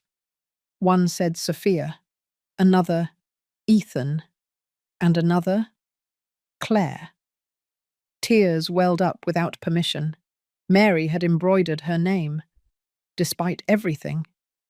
She left the room with the jar in her hands, placed it in the center of the table, and took a deep breath. This house is no longer going to wait. This house is going to prepare. And she made a decision. She wasn't going to sit around begging for forgiveness. She was going to go get Mary. But not as a daughter-in-law. She was going to go as a woman, as a daughter of life, as someone who, finally, was ready to look at Mary not as a shadow, but as the root of everything that had once held them up. That afternoon in Marblehead, while Mary walked back from the parish church with the wooden box against her chest, Robert had already returned to New York. He didn't want to explain himself to his mother when he said goodbye that morning. He just told her he had something pending that couldn't wait any longer. And it was true. Because that same morning, in Mary's empty room, while Claire prepared a simple rice dish for the children, Robert returned silently to that space that no longer smelled of soap or cinnamon. To that corner of the house that used to seem unimportant to anyone, and that now felt like the absent heart of the home. He sat on the bed and ran his hand over the bedspread. As he did so, he noticed a strange fold in the seam of the edge. Curious, he carefully lifted the mattress. Hidden underneath, well concealed, he found an old hardback notebook, covered with faded floral contact paper. He opened it. The first page had written in blue ink, "Mary Helen Harrison, for my hands, for my memories, and for when I no longer dare to speak." Robert leaned against the headboard, the notebook open on his lap. He didn't know what he was going to find, but he sensed that this was not just any diary. It was an archive of pain, an emotional testament, a decades-long contained scream that finally was ready to be read. He turned the page, and began to read. The day I realized I wasn't going to be happy with my husband was the same day I knew I had run out of options. I was 20 years old, a son who wasn't mine, and a last name that didn't protect me. I married out of necessity, not love. And he, soon after, treated me the way you treat things you have without effort, with neglect. The handwriting was clear, round, but in certain paragraphs it trembled. There were water stains on some corners. Robert didn't know if they were tears or dampness, but his stomach clenched. He continued reading. I never told anyone that he pushed me, that he took away the money for food to spend on drinks, that he called me useless, that he told me he was doing me a favor by letting me stay in his house, that sometimes he forced me to do things I didn't want to. I never told anyone because, if I did, I was afraid they would take Robert away from me. And that boy was the only good thing I had left. Robert felt his breath hitch. When he finally left, I felt free, but also broken.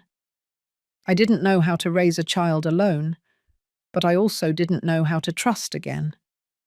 I swore to myself that I would never fall in love again, and I kept that promise. I never gave my heart to anyone else. I only lent it a little, to my grandchildren. He turned several pages. All contained fragments of a story Robert was unaware of. Mary recounted how she sold her first set of earrings to buy him new shoes when he started junior high. How she cried in the bathroom when she heard him tell a friend she was kind of weird. How she went without dinner many nights so Claire wouldn't feel invaded. And then, on a different, more recent page, in black ink, he found a new title: The Day I Stopped Existing in My Own House. Robert knew what was coming. It was after the third time Claire told me it was my obligation to do everything, that I didn't contribute, that I just ate and was in the way. I didn't hate her. I never did. But that day, I understood that I no longer existed there as a person, only as another piece of furniture, and no one misses a piece of furniture when it breaks. Robert closed the notebook with trembling hands. He rested it on his lap. He rubbed his face. He couldn't believe what he had ignored for so many years. Mary had screamed all of that through her silence, through her gestures, through her lowered gaze and stooped back, through the hot soup and the ironed shirts, through the way she cared for Sophia when she had a fever or sewed Ethan's buttons without being asked. And he never listened. Claire appeared at the room doorway, drying her hands with a cloth. "Are you okay?" she asked softly. Robert looked at her. His eyes were red. "I found this." She took a step forward. She saw the notebook on the bed. "Did you read it all?" "I don't need to. I read enough to understand that we hurt her more than we thought." Claire looked down. "Do you know what hurt me the most to read?" he continued. "That she never felt completely loved. That she did everything for me, for you all, and that she didn't even feel like a real part of this family." Claire walked closer. She sat next to him. "So what do we do now?" Robert took a deep breath. "We go get her, but not to beg. We go to tell her that there's space for her now, not just in the house, but in our lives, as she deserves, as we never should have denied her." Claire nodded, and for the first time, without fear, she rested her head on her husband's shoulder. "What if she doesn't want to come back?" Robert didn't answer right away. "Then, even if she doesn't come back, we'll show her that we are no longer the same people who let her go." And that same afternoon, Sophia ran in with a sheet of paper in her hand. "Daddy, Mummy, look what I drew." It was a portrait of Mary, but not cooking, not cleaning, not serving. It was Mary sitting on the couch, laughing, with a book in her hands. And at the bottom of the drawing, Sophia had written, "This is how I want to see my granny." happy. Robert took the drawing. He folded it carefully. He put it in the notebook and decided that this would be the first gift he would give her when they found her. But he didn't know that at that very moment, on a bench in front of the Marblehead Church, Mary was holding a box that wasn't hers, but from a woman who claimed to be Mariana Vance's true sister, and who came with a truth that would challenge everything Mary thought she knew, even about Robert. That afternoon, as the sun set behind the mountains and New York City turned orange and dusty, Sophia sat by the dining room window. She had a white sheet of paper in front of her, several crayons scattered on the table, and a fixed idea in her mind: to make her grandmother come back. Not because someone had told her to, not because Mum or Dad had asked her to draw something nice to distract herself, but because Sophia felt that the only way to heal all the silence floating in the house was to say what no one was saying. And since she didn't know how to talk about it, she decided to write it. In her own way, with her own words, with her drawings. She started by drawing her granny wearing her apron, as she remembered her in the kitchen. Then she drew her on the armchair, with a cup of tea and a cat on her lap. Even though they never had one, she said that as a child, Mary always dreamed of having a plump white one. Then she wrote her letter in a child's handwriting. Dear Granny, I don't know if you are mad or if you are just sad, but I want you to know that I miss you very much. I don't like Mum's soup anymore. It tastes weird. And Daddy doesn't sing anymore when he washes the dishes. I braid my doll's hair the way you taught me, but it's not the same. The house smells like dust, not coffee, and I fall asleep with the blanket you folded, but now it feels cold. I love you very much. I don't know what we did, but I promise I won't do it again. If you come back, I'll let you have my pillow and you can sleep in my bed. Love, Sophia. When she finished writing it, she drew a heart with a red marker and then went to the drawer where Mary kept her recipes. She opened it slowly, as if afraid a memory might scold her. She left her letter there, between the recipe for banana pudding and a napkin embroidered with the letter M. She didn't tell anyone. She just returned to her room, lay down, looking at the ceiling, and hoped that somehow Granny would know. The next day, Mary woke up with a different weight on her chest. It wasn't pain or anguish. It was a premonition, as if someone from afar had gently touched her shoulder. I dreamed about Sophia, she told Carol while they had coffee. She was talking to me, but not with words. It was like she was writing to me from far away. Carol smiled. Well, maybe she did. Do you think children feel more? I think children see where adults are blind. They hear what no one says. She always saw me, even when others didn't. Carol placed her cup on the earthenware saucer. And what did she tell you? That the house no longer smells like coffee? Carol laughed softly. Then it's time for you to decide if you're going to leave it smelling like dust, or if you're going to fill it with your own essence again. Mary remained silent. That afternoon, while Robert returned from a trip to the store, he found Sophia sitting on the hallway floor. She was drawing again. What are you doing, honey? A house. And who lives there? You, Mum, Ethan, me, and Granny. Robert knelt down and hugged her from behind. And what is Granny doing in that drawing? She's smiling, because she finally feels like she belongs. Robert looked at her and felt a pang in his chest. He went to the utility room, looking for something to store some papers, and when he opened the recipe drawer, he saw it, the letter, with the red heart. He read every word, slowly. He cried, not from sadness, but from something new, something bigger than repentance, recognition.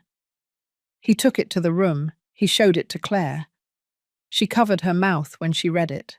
Then they passed it to Ethan, who asked if they could send her a letter too. How? Robert said. I don't know, but I want to tell her that I miss her when I brush my teeth, because she always brushed them better than anyone. And then Claire proposed something. Let's fill that box, each of us with a letter, and when she's ready, we'll give them to her. What if she doesn't come back? Ethan asked. Then we'll show her that we are no longer the same people who let her go. That night, the three of them wrote, with tears, with drawings, with clumsy but real phrases. And in Marblehead, that same night, Carol entered Mary's room with a box in her hands. This arrived today. Someone left it at the door. They didn't want to say their name. Mary opened the lid. Inside, a napkin, a drawing, a letter with Sophia's name written in crayon, and at the bottom, another letter. One that wasn't written by any of the children, one that bore his name, in black ink, with the handwriting she knew best in the world. It was Robert's handwriting, and what that letter said would change the decision she thought she had already made. Mary opened the letter with trembling hands. Robert's handwriting was the same she had seen in hasty notes stuck to the refrigerator, on grocery lists written on the back of old envelopes, on school report cards signed out of obligation. But this letter wasn't one of those. It was long, written in black ink. The paper was a little wrinkled, as if Robert had read it over and over before deciding to send it. Mary sat on the wicker armchair in the living room. Carol was nearby, but didn't interrupt. She merely observed her in silence, like someone preparing for an emotional fire, because she knew that what was coming wasn't just anything. Mary read, Mum, if you are reading this, it is because your granddaughter did what I should have done a long time ago. See you.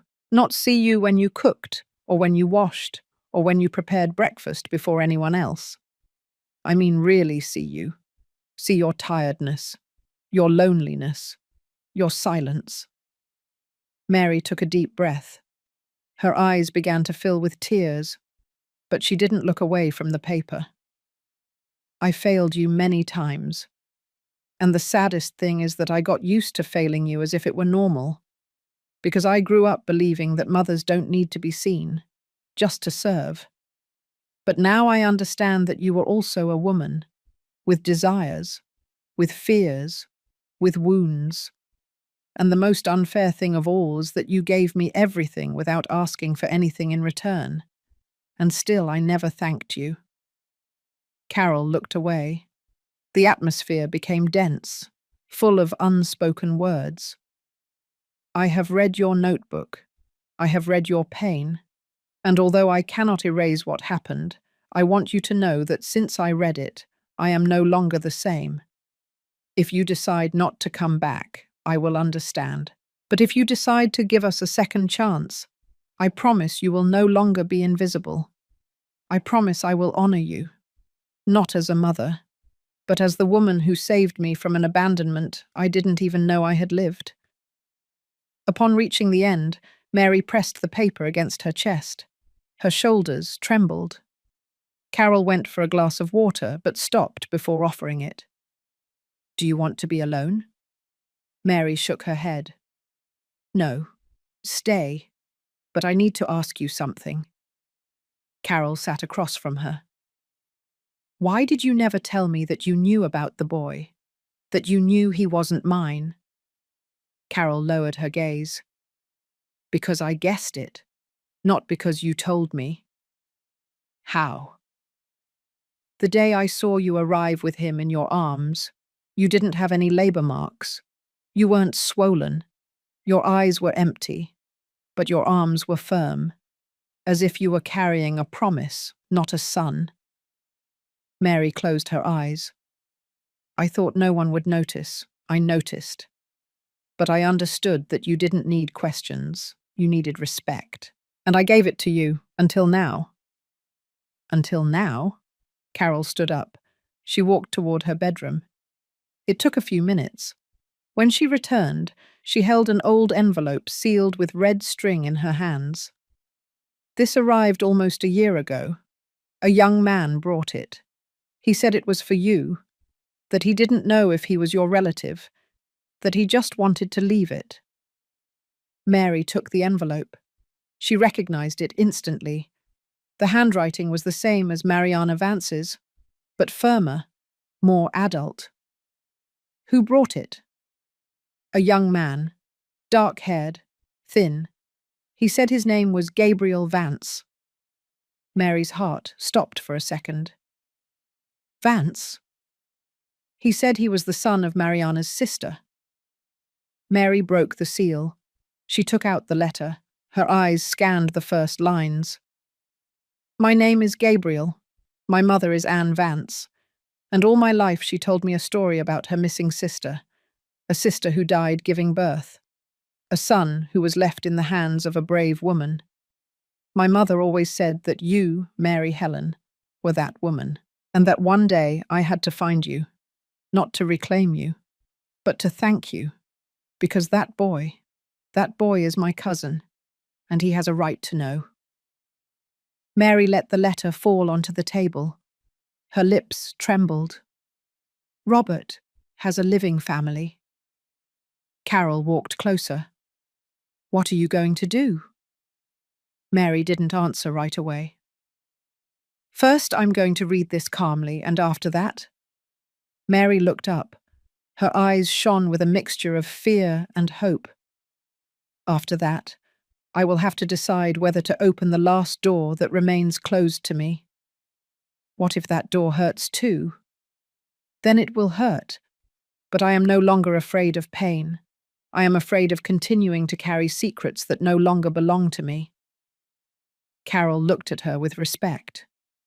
Then Mary, the time has come. And Mary, still with the envelope in her hands, walked to the altar she had in her room. She lit a candle, placed the letter in front of the image of St. Jude, and murmured, If this is part of my destiny, let it come complete. Because even though her family was beginning to rebuild itself, the truth was far from over. And the next day, someone would knock on her door, someone who did not come from the past, but from Robert's future. The morning sun fell obliquely on the atrium of St. Gabriel's Church in Marblehead, illuminating the stone floor with a warm, ancient glow. Mary stopped in front of the church with the box still in her hands. Her chest didn't hurt, but it weighed. It was a different weight than in previous days. It wasn't the pain of contempt or the sadness of abandonment, but the weight of decision. Carol had insisted on accompanying her, but Mary preferred to walk alone. She wanted to enter the church with a clean soul, without voices around her, without lingering glances. She wanted to be alone, with her history. She entered slowly. She crossed herself as she had since she was a child, and walked toward the second pew on the left, where she always sat when she went to Mass. There, in that same spot, she had once prayed with her knees bruised from scrubbing marble floors, asking that Robert, then a child, wouldn't realize the hunger she endured to feed him. That pew had seen everything, and now it would see her decide. She took out Gabriel's letter. She reread it. She didn't need to. She already knew it by heart. But it was as if her heart couldn't completely accept what her eyes had already understood. Robert not only had blood kin, he had a history. He had a wider family than the one she knew, and for the first time, he had the right to choose whether he wanted to look for them. Mary looked at the altar. The figure of St. Jude, her lifelong saint, seemed to observe her with that expression that mixes patience with resignation, as if saying, "Do the right thing, even if it hurts." She closed the letter, put it back in the envelope, and carefully placed it inside her purse. Then she stayed there, in silence, her gaze fixed on the tallest candle on the altar. She wasn't praying. She wasn't asking. She was just thinking about Mariana, about the decision she made to leave her son, about the favor she asked in dying whispers, about the trust she gave her without fully knowing her, about the unwritten debt, thinking about Gabriel, about that young man who had traveled alone with the need to close a family cycle, about his respect, his calm, his humble words, thinking about Robert, about his letter, about his repentance, about his sincere tears, about the boy she found at the entrance of a church and who was now a man looking for her with a soul broken by so many truths revealed at once. And then she knew. She could no longer hide. She couldn't burden another generation with the consequences of silence. She had to close the circle and open the door. She left the church with a calm face. She walked to Carol's house, where Carol was waiting for her at the entrance, with a cup of chamomile tea in her hands. "Have you decided?" Carol asked softly. Mary nodded. "Yes." "Are you coming back?" "Yes, but not like before. This time, I set the terms. This time, I don't return to serve. I return to be." Carol smiled tenderly. "What if they don't accept your terms?" "Then I won't stay." They entered the house together. Mary went to the room, took her old suitcase from the closet, and began to pack. She did it unhurriedly. She folded her clothes with the same care as always, but not with submission, with self-respect, with dignity.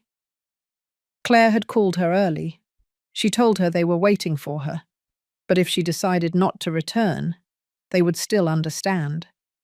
That the house was different, that there were real changes, that the children were waiting for her, not with guilt, but with love. And Mary decided to believe her, because something in her voice was different. When she finished packing, she placed Gabriel's letter on top of everything. Then, a new envelope. One she had written that same morning. An envelope with Robert's name. Because there was something else she still had to tell him. A truth she never said out of fear. A secret that wasn't even in the notebooks. A truth she had kept since the day Mariana died. A truth that, if Robert knew it, could change everything again. The car engine vibrated beneath his feet, but Robert heard nothing but his own breathing. He drove with his fingers tense on the steering wheel, as if clinging to that piece of metal to keep his balance. He had read his mother's letter. He had cried in silence in front of the notebook of secrets. He had seen his daughter write her words he never knew how to say. And now, finally, he was going to her. He didn't know if she would receive him. He didn't know if he would find her. But he couldn't wait any longer. He had taken the highway to Marblehead at dawn, after spending the night awake. Claire hugged him before he left. She didn't say much. She just handed him a wool scarf Mary had knitted years ago that no one had used since. "Take it to her," she said softly. "Maybe she'll recognize it as a sign." Robert nodded and put it in his coat pocket. Then he left, without looking back. When he arrived in the town, the air smelled of fresh pancakes, wood smoke, and past rain. The same smell of his childhood. The same one that accompanied him in the loose memories of the vacations he spent with his mother in Marblehead, when he was still a child who believed that love was eternal and that his mother knew everything.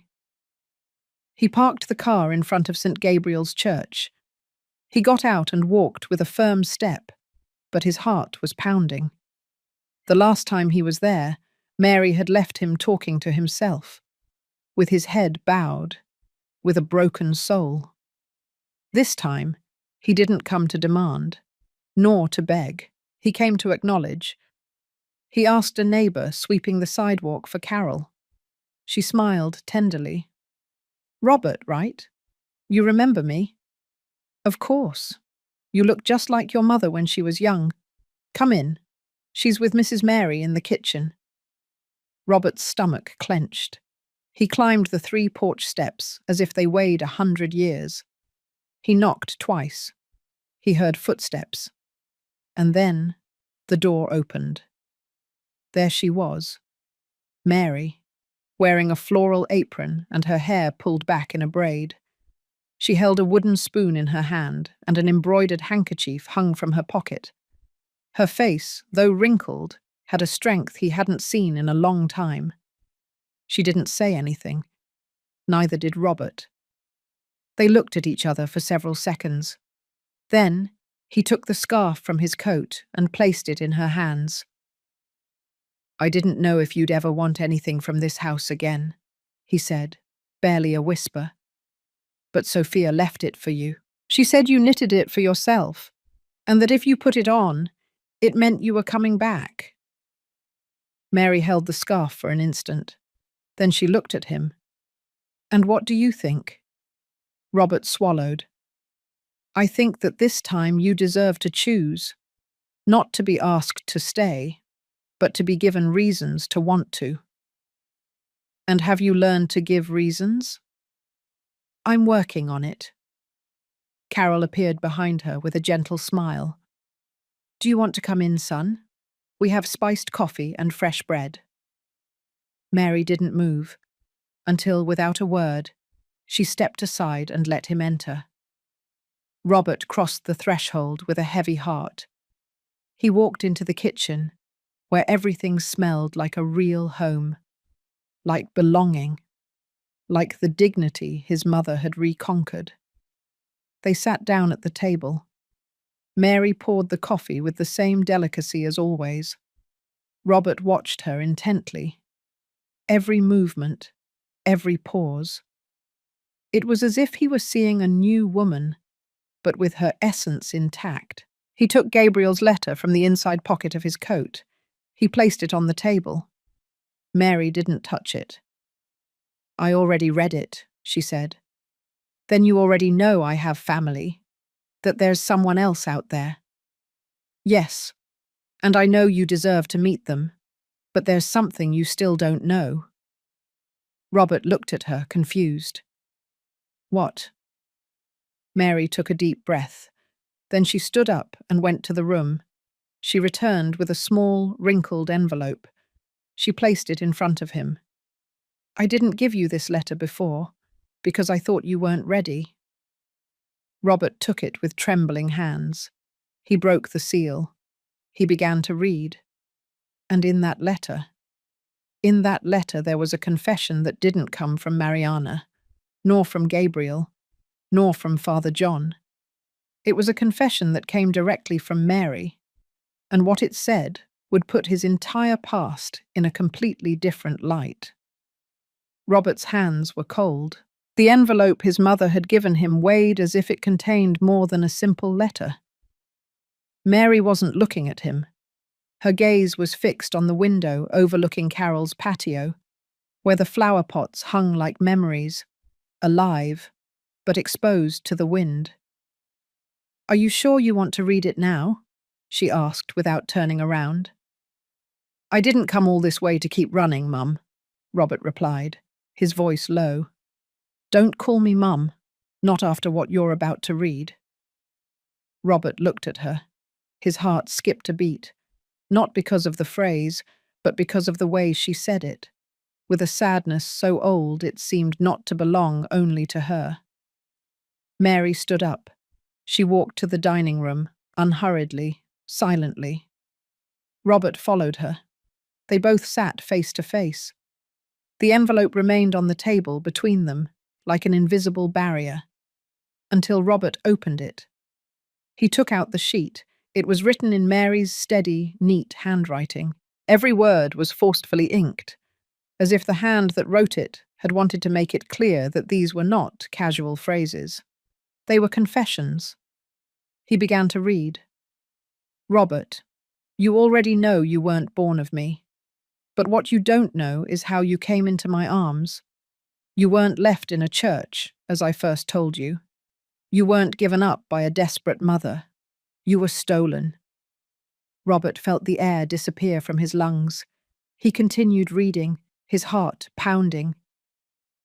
Mariana, your biological mother, did not ask me to care for you. She didn't know me. I only saw her once from a distance. It was at the hospital, the morning she gave birth. And I don't know what happened to me. I was empty, alone, aimless. I heard a nurse say that the girl who had just given birth had no family, that no one was going to claim the baby. I walked over to the hallway. I saw the child, and I took him, just like that, without thinking, like someone taking the only thing they have left. Robert stopped reading. His hands were shaking. The sheet fell onto the table.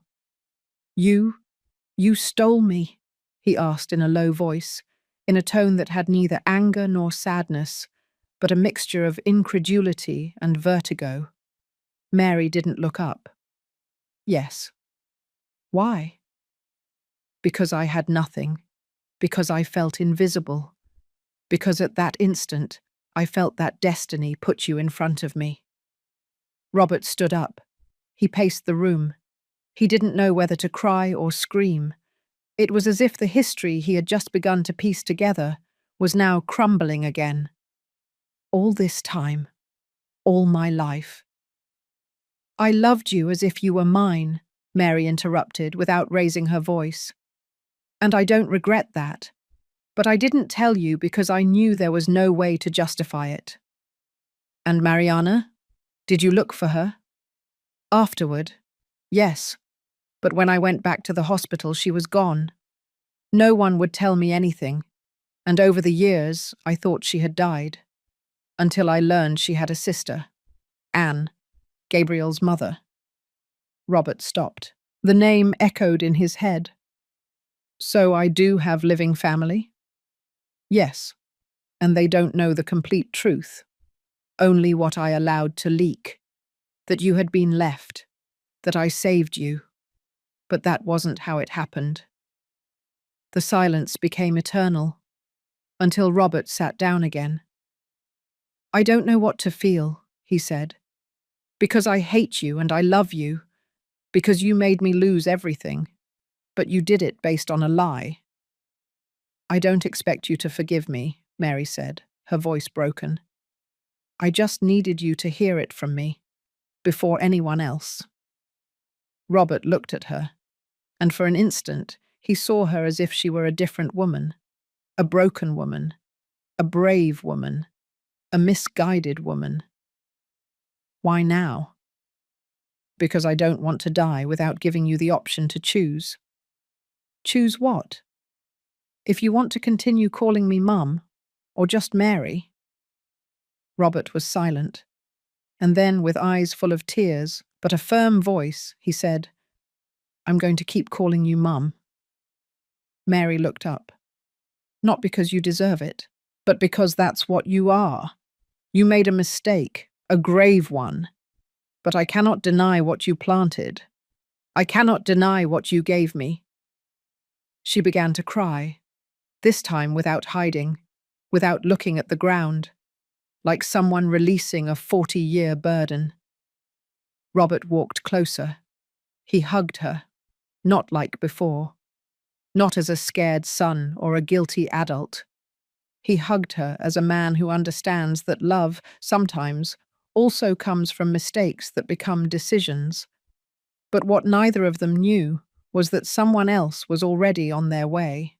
Someone who would arrive in Marblehead that very afternoon.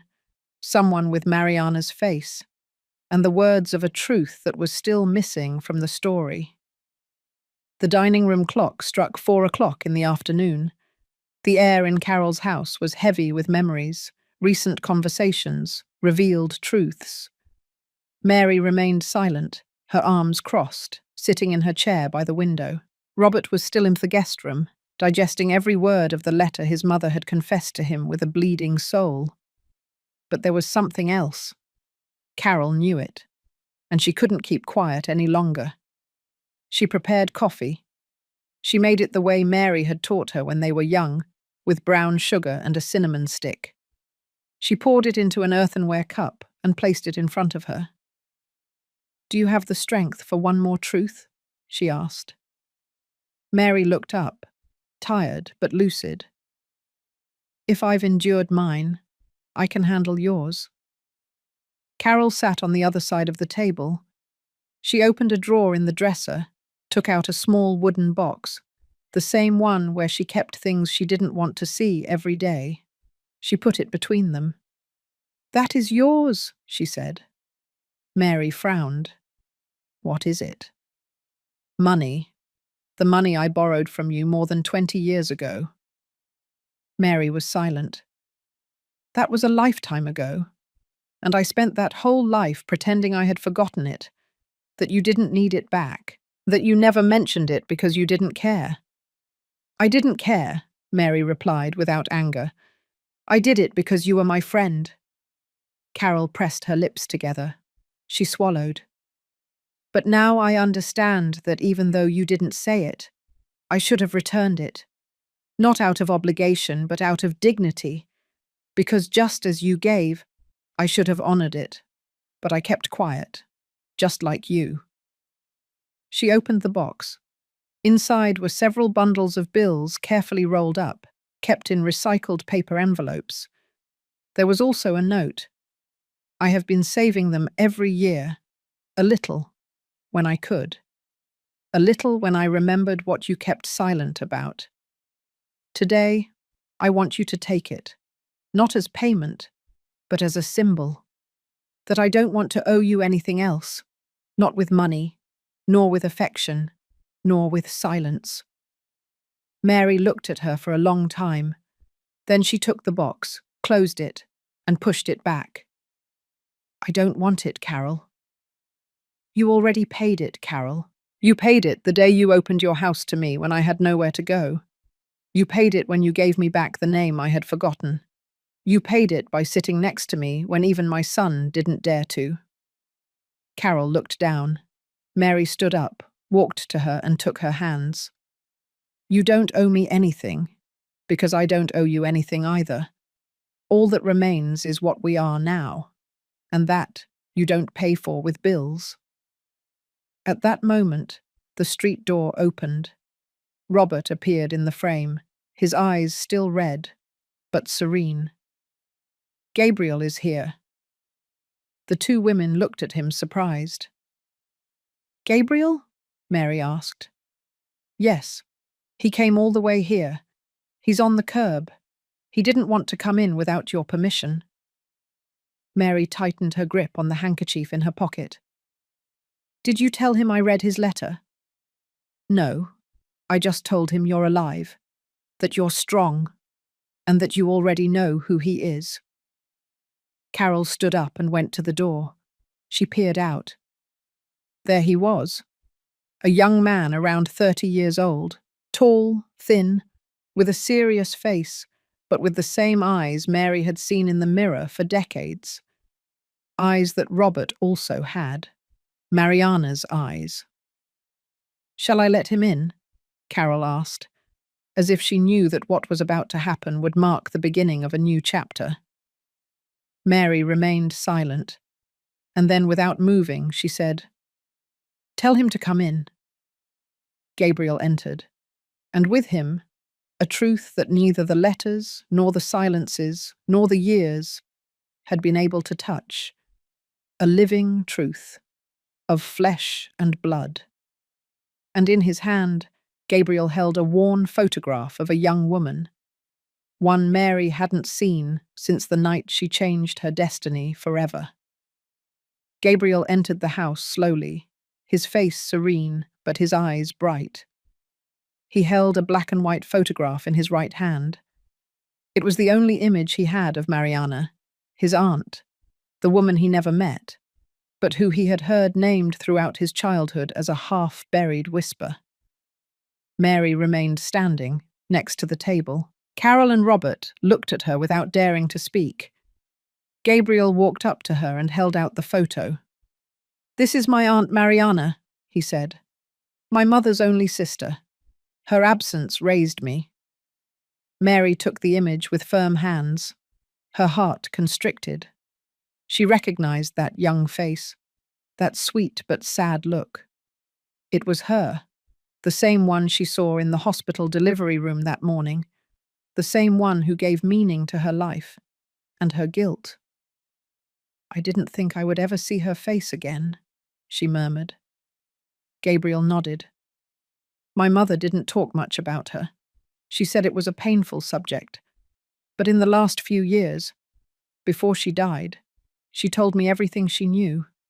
And she told me that if I ever had the chance to find the woman who had raised Mariana's son, I should do it." Robert took a step toward the young man. "And why now?"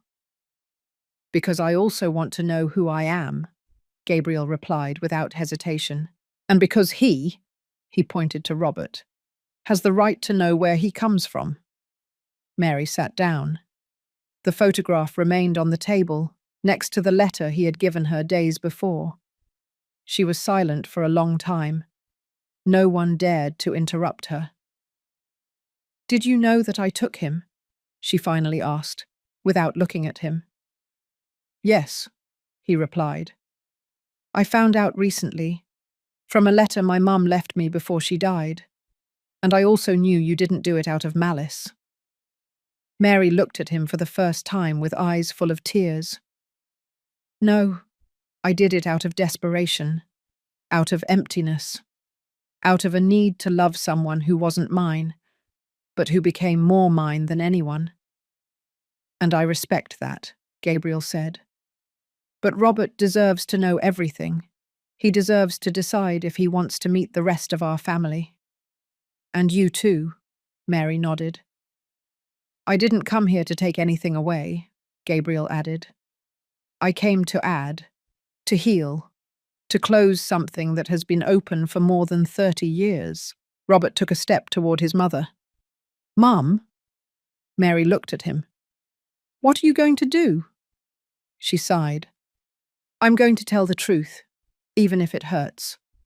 But I'm not going back to a house where I'm only needed when something breaks. I'm not a grandma replacement. I'm not a cleaning service with a heart." Robert nodded. He didn't argue. "So you won't come back?" "Not now, because I still need to rebuild myself away from what broke me." Carol placed a hand on her shoulder. "You have the right, and time, and space." Gabriel looked at both of them. "I also need to process this, but I came with the truth. You will know what to do with it." The four of them stayed in the living room, sitting, their hands clasped, with the silence that only exists when everything has been said. That night, Mary walked alone to the chapel. She lit a candle for Mariana, another for Gabriel, and one more for herself. And there, kneeling in front of the altar, she pronounced the words she hadn't been able to say out loud. "I don't regret having loved you, Robert, even though you weren't mine. But now, I need to love me, for the first time."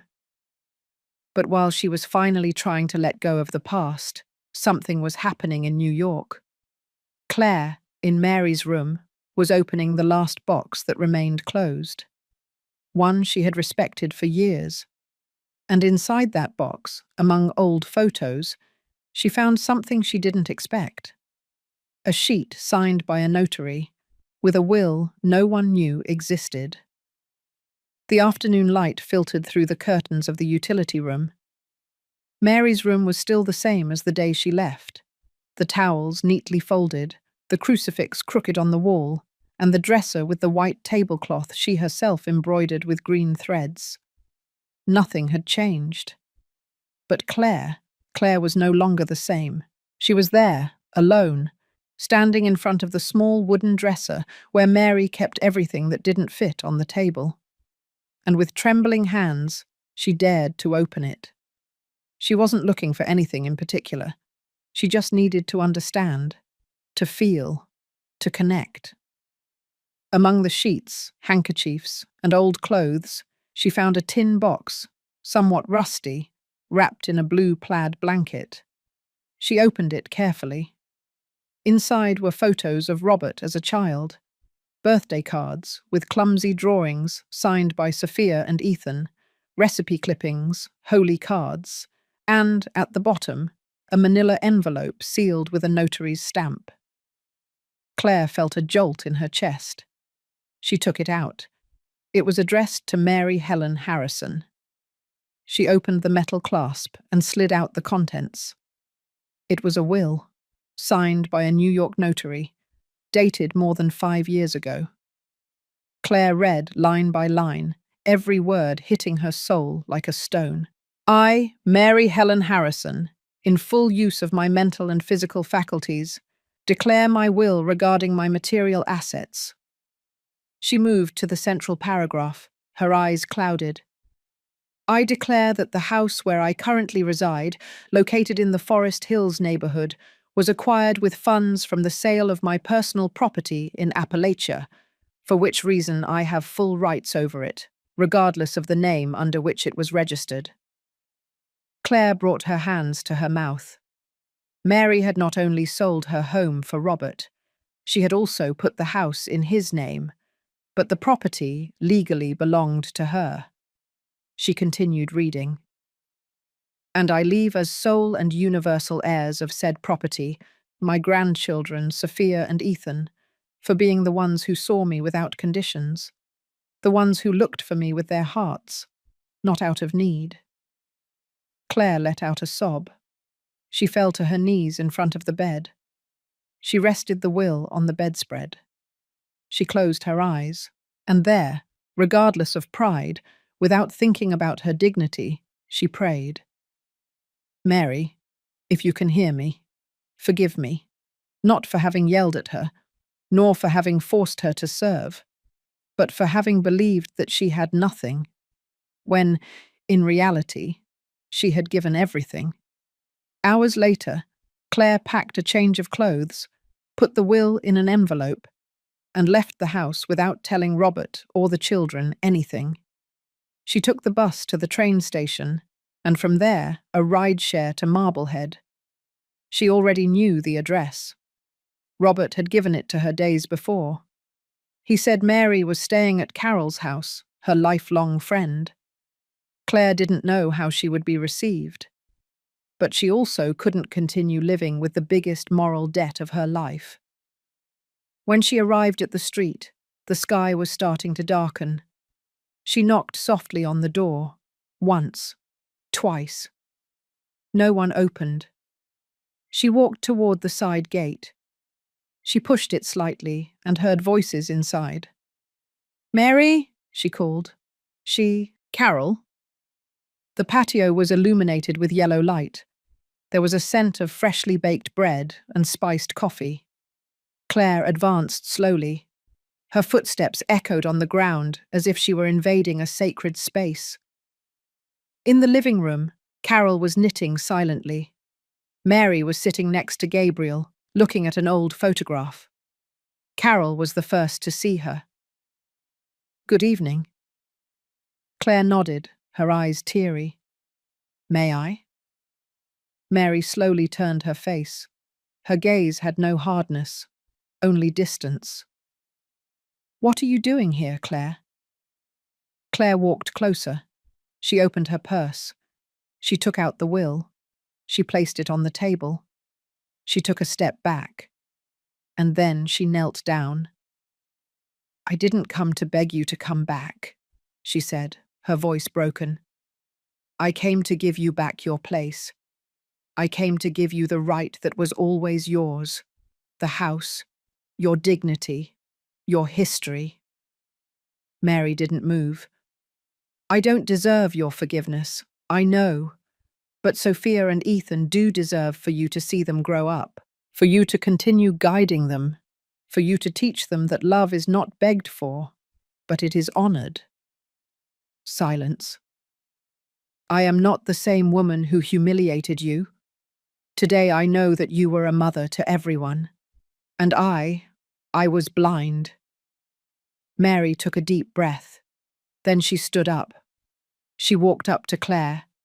She observed her standing, imposing, without tears. but with her throat tight. "Get up," Claire obeyed. "What you did is not erased with words, but the fact that you are here tells me that you changed, that you learned, and that is already something." Claire didn't know what to say. "Can I hug you?" she asked, her eyes flooded. Mary hesitated, but then she remembered Ethan's words, that dream Robert had told her about. "Granny hugged me and gave me something, but it wasn't an object. It was her." And just like that, Mary opened her arms, and both of them finally cried on each other's shoulders. But while redemption was born in that hug, something else was about to happen. At the entrance of the house, Gabriel received an unexpected call. A voice on the other end of the line told him that someone was looking for Mary, not for her past, but for a decision she had made in the present. That morning, Mary woke up with a clear mind and a decision made. After so many letters, visits, silences, and unearthed truths, she knew exactly what she needed to return. Not just to the house she herself had helped build with sacrifice, but to her place in the world, no longer as a subservient presence, nor as the woman who cooked in silence, but as Mary Helen Harrison, as a grandmother, yes, as a mother, also, but above all as a person. At the breakfast table, while Carol prepared eggs with onions, Mary spoke with a firm voice. "Today I'm coming back." Carol looked at her without saying a word, but her eyebrow raised, as it did when something intrigued her. "Are you sure?" "Yes, but under my conditions." "And do they know?" "Not yet, but they're about to find out." Robert and Claire were sitting in the living room when Gabriel's car stopped in front of the house. It was noon. The sun was shining brightly on the gate, and a warm breeze stirred the window curtains. Claire opened the door first. Ethan and Sophia ran when they heard the engine, and then they saw her. Mary, getting out with a firm step, cane in hand, a short-brimmed hat, and an expression on her face that admitted no interpretations. She was there because she decided it, not because they asked her to. Sophia was the first to hug her. "Granny!" Mary bent down as best she could and wrapped her in her arms. Ethan joined in. The three of them merged into a hug that needed no words. Robert walked closer. Claire too. Both still. Mary looked at them directly. "Thank you for having me back, but I want to make something very clear from the start." Robert nodded. "Whatever you say, Mum." Mary took a deep breath. "I am not coming back as before. I am not coming back to clean, nor to cook out of obligation, nor to babysit as if I were the only adult in the house. I am not an employee. I am not a shadow. I am a woman. I am a grandmother. And now I am also free." Claire swallowed. "You want your room?" "No, I want a new room, with a window. I want curtains that I choose, a shelf for my books, and a lock that no one touches but me." Robert smiled with respect. "You'll have it." "I want a schedule for rest. I want to be invited to sit at the table, not expected to serve first. I want to voice my opinion without being told, 'It's none of your business.' Because this house, I built it with my steps." "And we will acknowledge it," Claire said, her eyes damp. "And I want Ethan and Sophia to know they can talk to me about everything. No secrets, no more lies in this house. If we are going to be a family again, it will be with truth at the forefront." Sophia took her hand. "And are you going to make banana rice again?" Mary smiled. "Yes, my love, but only if you help me chop the bananas." Everyone laughed, but Mary didn't let down her guard. "I'm going to need time to heal completely, and you too. But today we start over."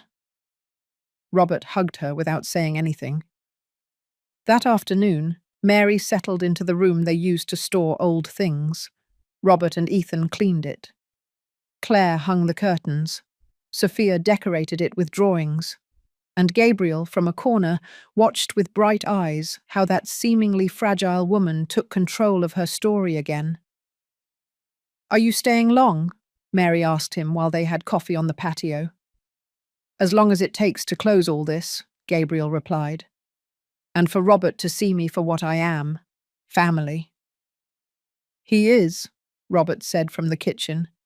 "I don't know how, but he is." And that night, for the first time since Mary left, the table was full, everyone sitting, everyone eating together, and she in the center. But when dinner was over and the conversation turned light, someone knocked on the door. A woman, a stranger, in simple clothes and a nervous face. "Mrs. Mary Helen?" she asked from the threshold. "That's me," Mary replied cautiously. "You don't know me, but my mother always spoke to me about you." Everyone fell silent. "My mother's name was Mariana Vance." And then Mary stood up, because that young woman's voice was the same as her mother's, and what she brought with her was not from the past. It was what could change the entire future. Mary stood in front of the young woman in the doorway for a few seconds that felt eternal. In her dark, large, and moist eyes, Mary recognized something that chilled her soul. Mariana's same look, but not in a photograph, nor in dreams. It was her. It was her blood, her voice, her history. "Alive, what did you say your name was?" she asked, still not moving. "Mariana Vance, the same as my mother. I was named after her in her honor." Robert stood up. Gabriel tensed. Claire approached from the kitchen with a confused expression. Ethan and Sophia, curious but silent, watched from the hallway. "My mother always talked about you," the young woman continued, "about how you took the baby, about how, even though you took him, she didn't blame you, because she knew you would love him more than anyone."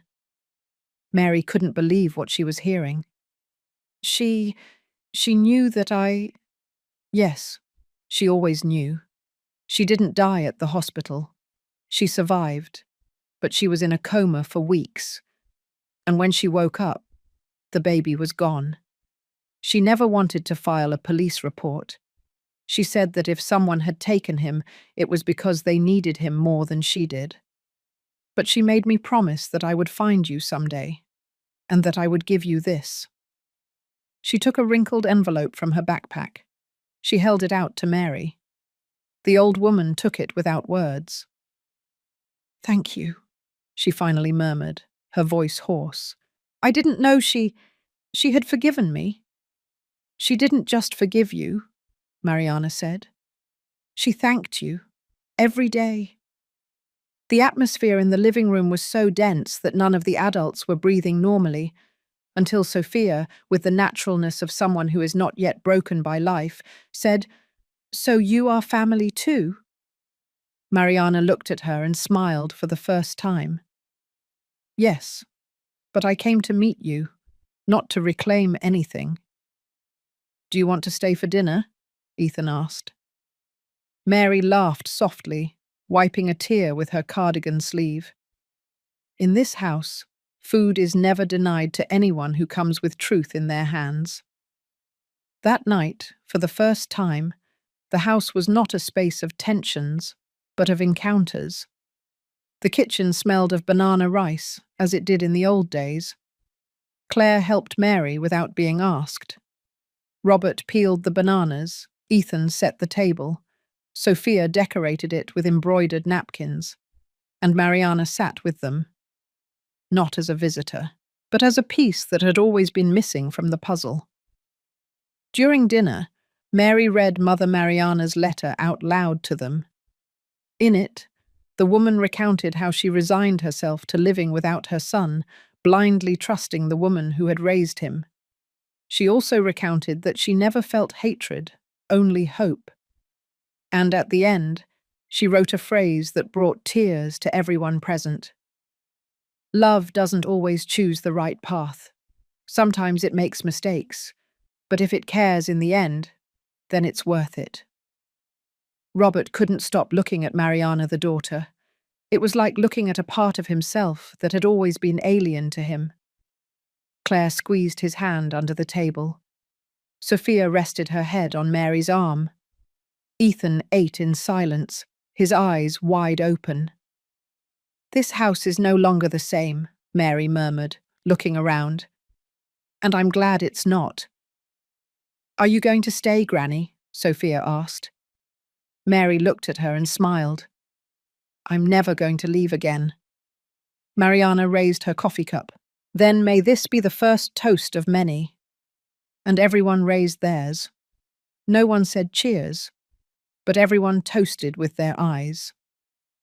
That night, Mary returned to her room, the new room, with a window, floral curtains, a shelf with her books, a vase of sunflowers, and a wooden chair in front of the window. She placed the last 2 letters on the nightstand, the one from Mariana the mother and the one from Mariana the daughter. Then she sat in front of the mirror. She looked at herself. And finally she recognized herself. She was the same, but also different. One who no longer cried in secret. One who no longer expected silent gratitude. One who now knew that her story, no matter how hard it had been, was worth telling. And she would. But first, she had to make one final gesture, one that wasn't for Robert, nor for Claire, not even for Mariana. It was for the only ones who never stopped looking for her. Sophia and Ethan. And that gesture was written in her will. It was Sunday afternoon when Mary gathered everyone in the living room. No one knew for sure why, but the tone with which she called them left no room for evasion. Robert settled into the armchair with a straight back. Claire sat next to him without letting go of his hand. Ethan and Sophia sat on the floor, their eyes wide with expectation for something important. Gabriel stood, near the doorframe. And Mariana, the young woman who had arrived days earlier, stood silently by the window, watching without intervening. Mary appeared with a wooden box. It was the same one where for years she had kept what no one should see. She placed it on the table. She took out a sealed envelope and held it between her hands. "What I am about to read was not written yesterday or last week. I wrote it 5 years ago," she said. "But today, finally, I am ready for you to hear it." She slid the will out of the envelope and began to read in a clear, measured voice, without trembling. "I, Mary Helen Harrison, declare that this house, located in the Forest Hills neighborhood, was purchased with the proceeds from the sale of my property in Appalachia. Although it was legally registered in my son's name for personal reasons, the property is entirely the result of my effort and sacrifice. Therefore, I formally declare my will regarding the disposition of this house." Everyone remained motionless. "I declare that this house will not be inherited by Robert Harrison, nor his wife Claire, not out of resentment, but because they already received the most valuable thing I had to give them: my time, my body, my care, and my silence. My decision is not a punishment. It is justice." Robert closed his eyes. Claire squeezed him tighter. "I leave as the sole heirs of this house my grandchildren Sophia Harrison and Ethan Harrison, who saw me when no one else did. They looked for me with their souls. They listened to me with their hearts. The future belongs to them, and for that reason, I give them what I built with the past." Sophia and Ethan didn't fully understand, but they knew that what they were hearing was important, very important. "I want this house to be a place where no one is ever again forced to serve in silence. where everyone has the right to be heard, where affection is not measured by what is done, but by what is shared. Mary lowered the paper. She looked at each of them with clear eyes. "You have my forgiveness," she said, looking at Robert and Claire. "But my grandchildren have my hope. And to them I leave the only thing I have left, the home I wasn't allowed to have, but which I myself created with every step, every meal, every sleepless morning." Robert stood up. He walked up to her. He didn't try to argue. "Thank you, Mum," he said, his voice broken. "Thank you for saying that," Mary replied, smiling. Gabriel walked closer. Mariana too. No one was crying this time.